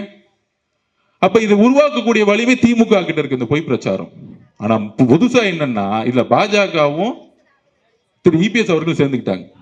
ஏன் சேர்ந்தாங்க? அன்னைக்கு ரஜினி சார் கட்சி ஆரம்பிக்கும் பொழுது கடுமையா விமர்சனம் பண்ணது இபிஎஸ். ஆனா இன்னைக்கு சொல்றாரு, அவரை பத்தி புகழ்ந்துட்டு இருக்கார். இந்த சூழ்ச்சி நமக்கு தெரியுமா? நமக்கு தெரியாது. நம்ம ஒரு தூய உள்ளம். அதையும் மீறி இன்றைக்கு ரஜினி சார் கிட்ட ஒரு அறிக்கை வந்துச்சு. ரஜினி சாருக்கு எல்லா உண்மைகளும் தெரிஞ்சிருக்கலாம். ஆனால் இந்த விவாதங்கள் இதெல்லாம் பார்த்து அவரு தன்னுடைய மனசுல தப்பா நினைக்கிறதுக்கான வாய்ப்பு இருக்குன்னு அவர் அறிக்கை பார்த்து தெரிஞ்சுக்கிட்டேன். எங்களுடைய பாசத்துக்குரிய ரஜினி சார் அவர்களே, எங்களுடைய தலைவருக்கும் நீங்கள் தலைவர் அப்படின்னு அசோகன் என்ற சொன்னார். எங்களுடைய தலைவருடைய நிலைப்பாடும் தான் எங்களுடைய நிலைப்பாடும். அப்ப இந்த சூழ்ச்சிகளுக்கெல்லாம் ஏன் நடந்துச்சுன்னு சொல்லக்கூடிய இடத்துல நான் இருக்கிறேன். தூத்துக்குடியோடைய என்னுடைய தங்கை கற்பழிக்கப்பட்டு இன்னைக்கு வந்து செத்து போய் 6 நாள் ஆகியும் அவனுடைய குடும்பம் இன்னைக்கு நடுரோட்ல நின்றுட்டு இருக்கு. இதை திசை திருப்பதுக்கு தான் இந்த பிரச்சாரம். இந்த திசை திருப்புல இருந்து இதுக்கான விஷயத்தை நான் பதிவு பண்ணணும்னு நினைச்சேன். அதான் இன்னைக்கு பதிவு பண்ணேன். இந்த கடிதத்தில், இந்த அறிக்கையிலிருந்து பாசத்துக்குரிய ரஜினி சார் அவர்களுக்கு நான் பதிவு பண்ணக்கூடியது, அப்படி உங்களுக்கு நான் சொல்ல வேண்டிய நோக்கம் வேறு, உங்களுக்கு வருத்தம் ஏற்பட்டிருந்தால் என்னுடைய வருத்தத்தையும் என்னுடைய மன்னிப்பையும் பகிரமாக நான் கேட்டுக்கொள்கிறேன். ஏனென்றால் என்னுடன் நீங்கள் வயதில் மூத்தவர், அதற்கான தார்மீக கடமை இருக்குது. நான் வேற யாருக்கும் பதில் கொடுக்கறதுக்கு நான் இங்க வரல. அவருடைய அறிக்கையை படித்தேன். அவருக்கு ஒரு உணர்வு ஏற்பட்டிருக்குது. அந்த உணர்வுக்கு நான் மரியாதை கொடுக்கிறேன். ஆனால் இந்த திமுகவுடைய சூழ்ச்சிகள், 22 கட்சிகள் கூட்டணி உருவாக்கி திருப்பி ஆட்சிக்கு வரணும் ஒரு பொய்யான பிரச்சாரத்தை உருவாக்கப்படுகிறீங்களா? அதெல்லாம் தூக்கி எறியக்கூடிய ஒரே வலிமை நம்ம கட்சிக்கு மட்டும்தான் இருக்கு. அப்ப இந்த தூத்துக்குடி பெண்ணுடைய மரணத்திலிருந்து திசை திருப்பதற்கான எல்லா நாடகங்களையும் உருவாக்குவாங்க. அந்த நாடகங்கள் தான் நம்ம போக்கஸ் பண்ணணும். இதை விட்டுட்டு நம்ம எங்கேயும் டைவர்ட் ஆகக்கூடாது. திமுகவுடைய சூழ்ச்சிகள், திமுகவோட தவறுகள், திமுகவோட பொய் பிரச்சாரங்கள், திமுகவுடைய எல்லா தவறுகளையும் சொல்ல வேண்டிய பொறுப்பு நம்ம கிட்ட இருக்கு. நம்ம டைவர்ட் ஆகக்கூடாது. ரஜினி சார் நீங்க அரசு இல்ல, நம்ம எதுக்கு அவரோட சண்டை போட போனோமோ, அவர்கிட்ட நம்ம எதுக்கு ஃபைட் பண்ண போறோம்? அது இல்ல நம்ம நோக்கம். என்னெல்லாம் செஞ்சாங்க, ஒரு புதிய அரசியல் கட்சி தொடங்கும் போது திமுக குடும்பம் என்னெல்லாம் பேசினாங்க, முரசொலியில இதே ரஜினிகாந்த் சாரை பத்தி என்னெல்லாம் எழுதுனாங்க, இதெல்லாம் எப்ப நடந்துச்சு? 5 வருஷத்துக்கு முன்னாடி. இன்னைக்கு ரஜினி சார் இயக்கத்துல இருந்து வந்தவருக்கு ஒரு ஹார்பர் தொகுதியில பொறுப்பு கொடுத்த வேலை பாருன்னு சொன்ன இயக்கம் டிவிக்கு. அப்ப இதற்கான விளக்கங்கள் நாம் கொடுக்க வேண்டிய இடத்துல இருக்கிறோம். ஏனென்றால் நம்மளுடைய ஒரே போக்கஸ் திமுகவுடைய சூழ்ச்சிகள். இந்த சூழ்ச்சிகளை சொல்ல வேண்டிய இடத்தில் நாம் கடுமையாக இருக்க வேண்டும். நம்முடைய பிரச்சாரம் எப்பொழுதும் திசை திரும்பக்கூடாது. வேற எப்பயும் திசை திரும்பக்கூடாது. நம்மளுடைய நோக்கங்கள் பிஜேபியோட சண்டை போடுவதா? ஆம், கொள்கை ரீதியாக நம்ம சண்டை போடுறோம், கடுமையா சண்டை போடுவோம். இல்ல காம்ப்ரமைஸே கிடையாது. இன்னைக்கு தமிழக வெற்றி கழகம் தான் கொள்கை எதிரின்னு முதல் நாள் டிக்ளேர் பண்ணாங்க. திமுக டிக்ளேர் பண்ண முடியுமா? திமுக முன்னாடியே, நான் திருப்பி சொல்றேன், திமுக முன்னாடியே பிஜேபி கூட சேர்ந்தது. இனிமேல் எதிர்காலத்தில் சேர மாட்டாங்கன்னு சொல்ல முடியுமா? எப்ப வேணா சேருவாங்க அதிகாரத்துக்காக. ஆனால் கொள்கை எதிரின்னு சொன்ன இயக்கம் நம்மளுடைய கட்சி.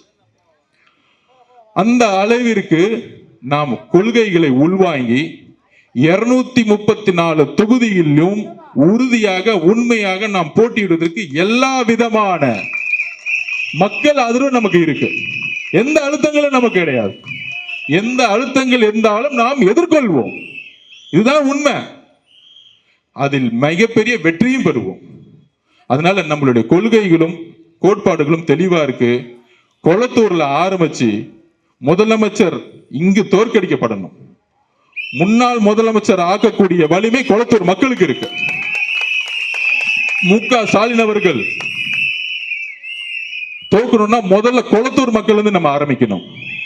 அவர் ஒன்னே ஒண்ணு செஞ்சிருக்காரு, ஒரு உண்மையை இங்க பண்ணிருக்கிறார், வாக்குறுதியை நிறைவேற்றிட்டார். கொளத்தூரை உண்மையால குளமா மாத்திருக்கிறார். மழை வரும்போது இங்க குளமாயிடும். அதனால இந்த கூட்டணிகள், கூட்டணி கட்சிகள், அழுத்தங்கள் இதெல்லாம் கிடையாது. நம்மளுடைய இந்த திருப்பியும் ஒரு வாரமா பாருங்க, இவங்க டெல்லியோட சேர்ந்துருவாங்களா, பிஜேபியோட சேர்ந்துருவாங்களா, அதிமுக சேர்ந்துருங்களா, எதுவுமே கிடையாது. தலைவர் நேத்து வந்தாரு, வாரும் வந்தாரு, தெளிவுபடுத்தினாரு.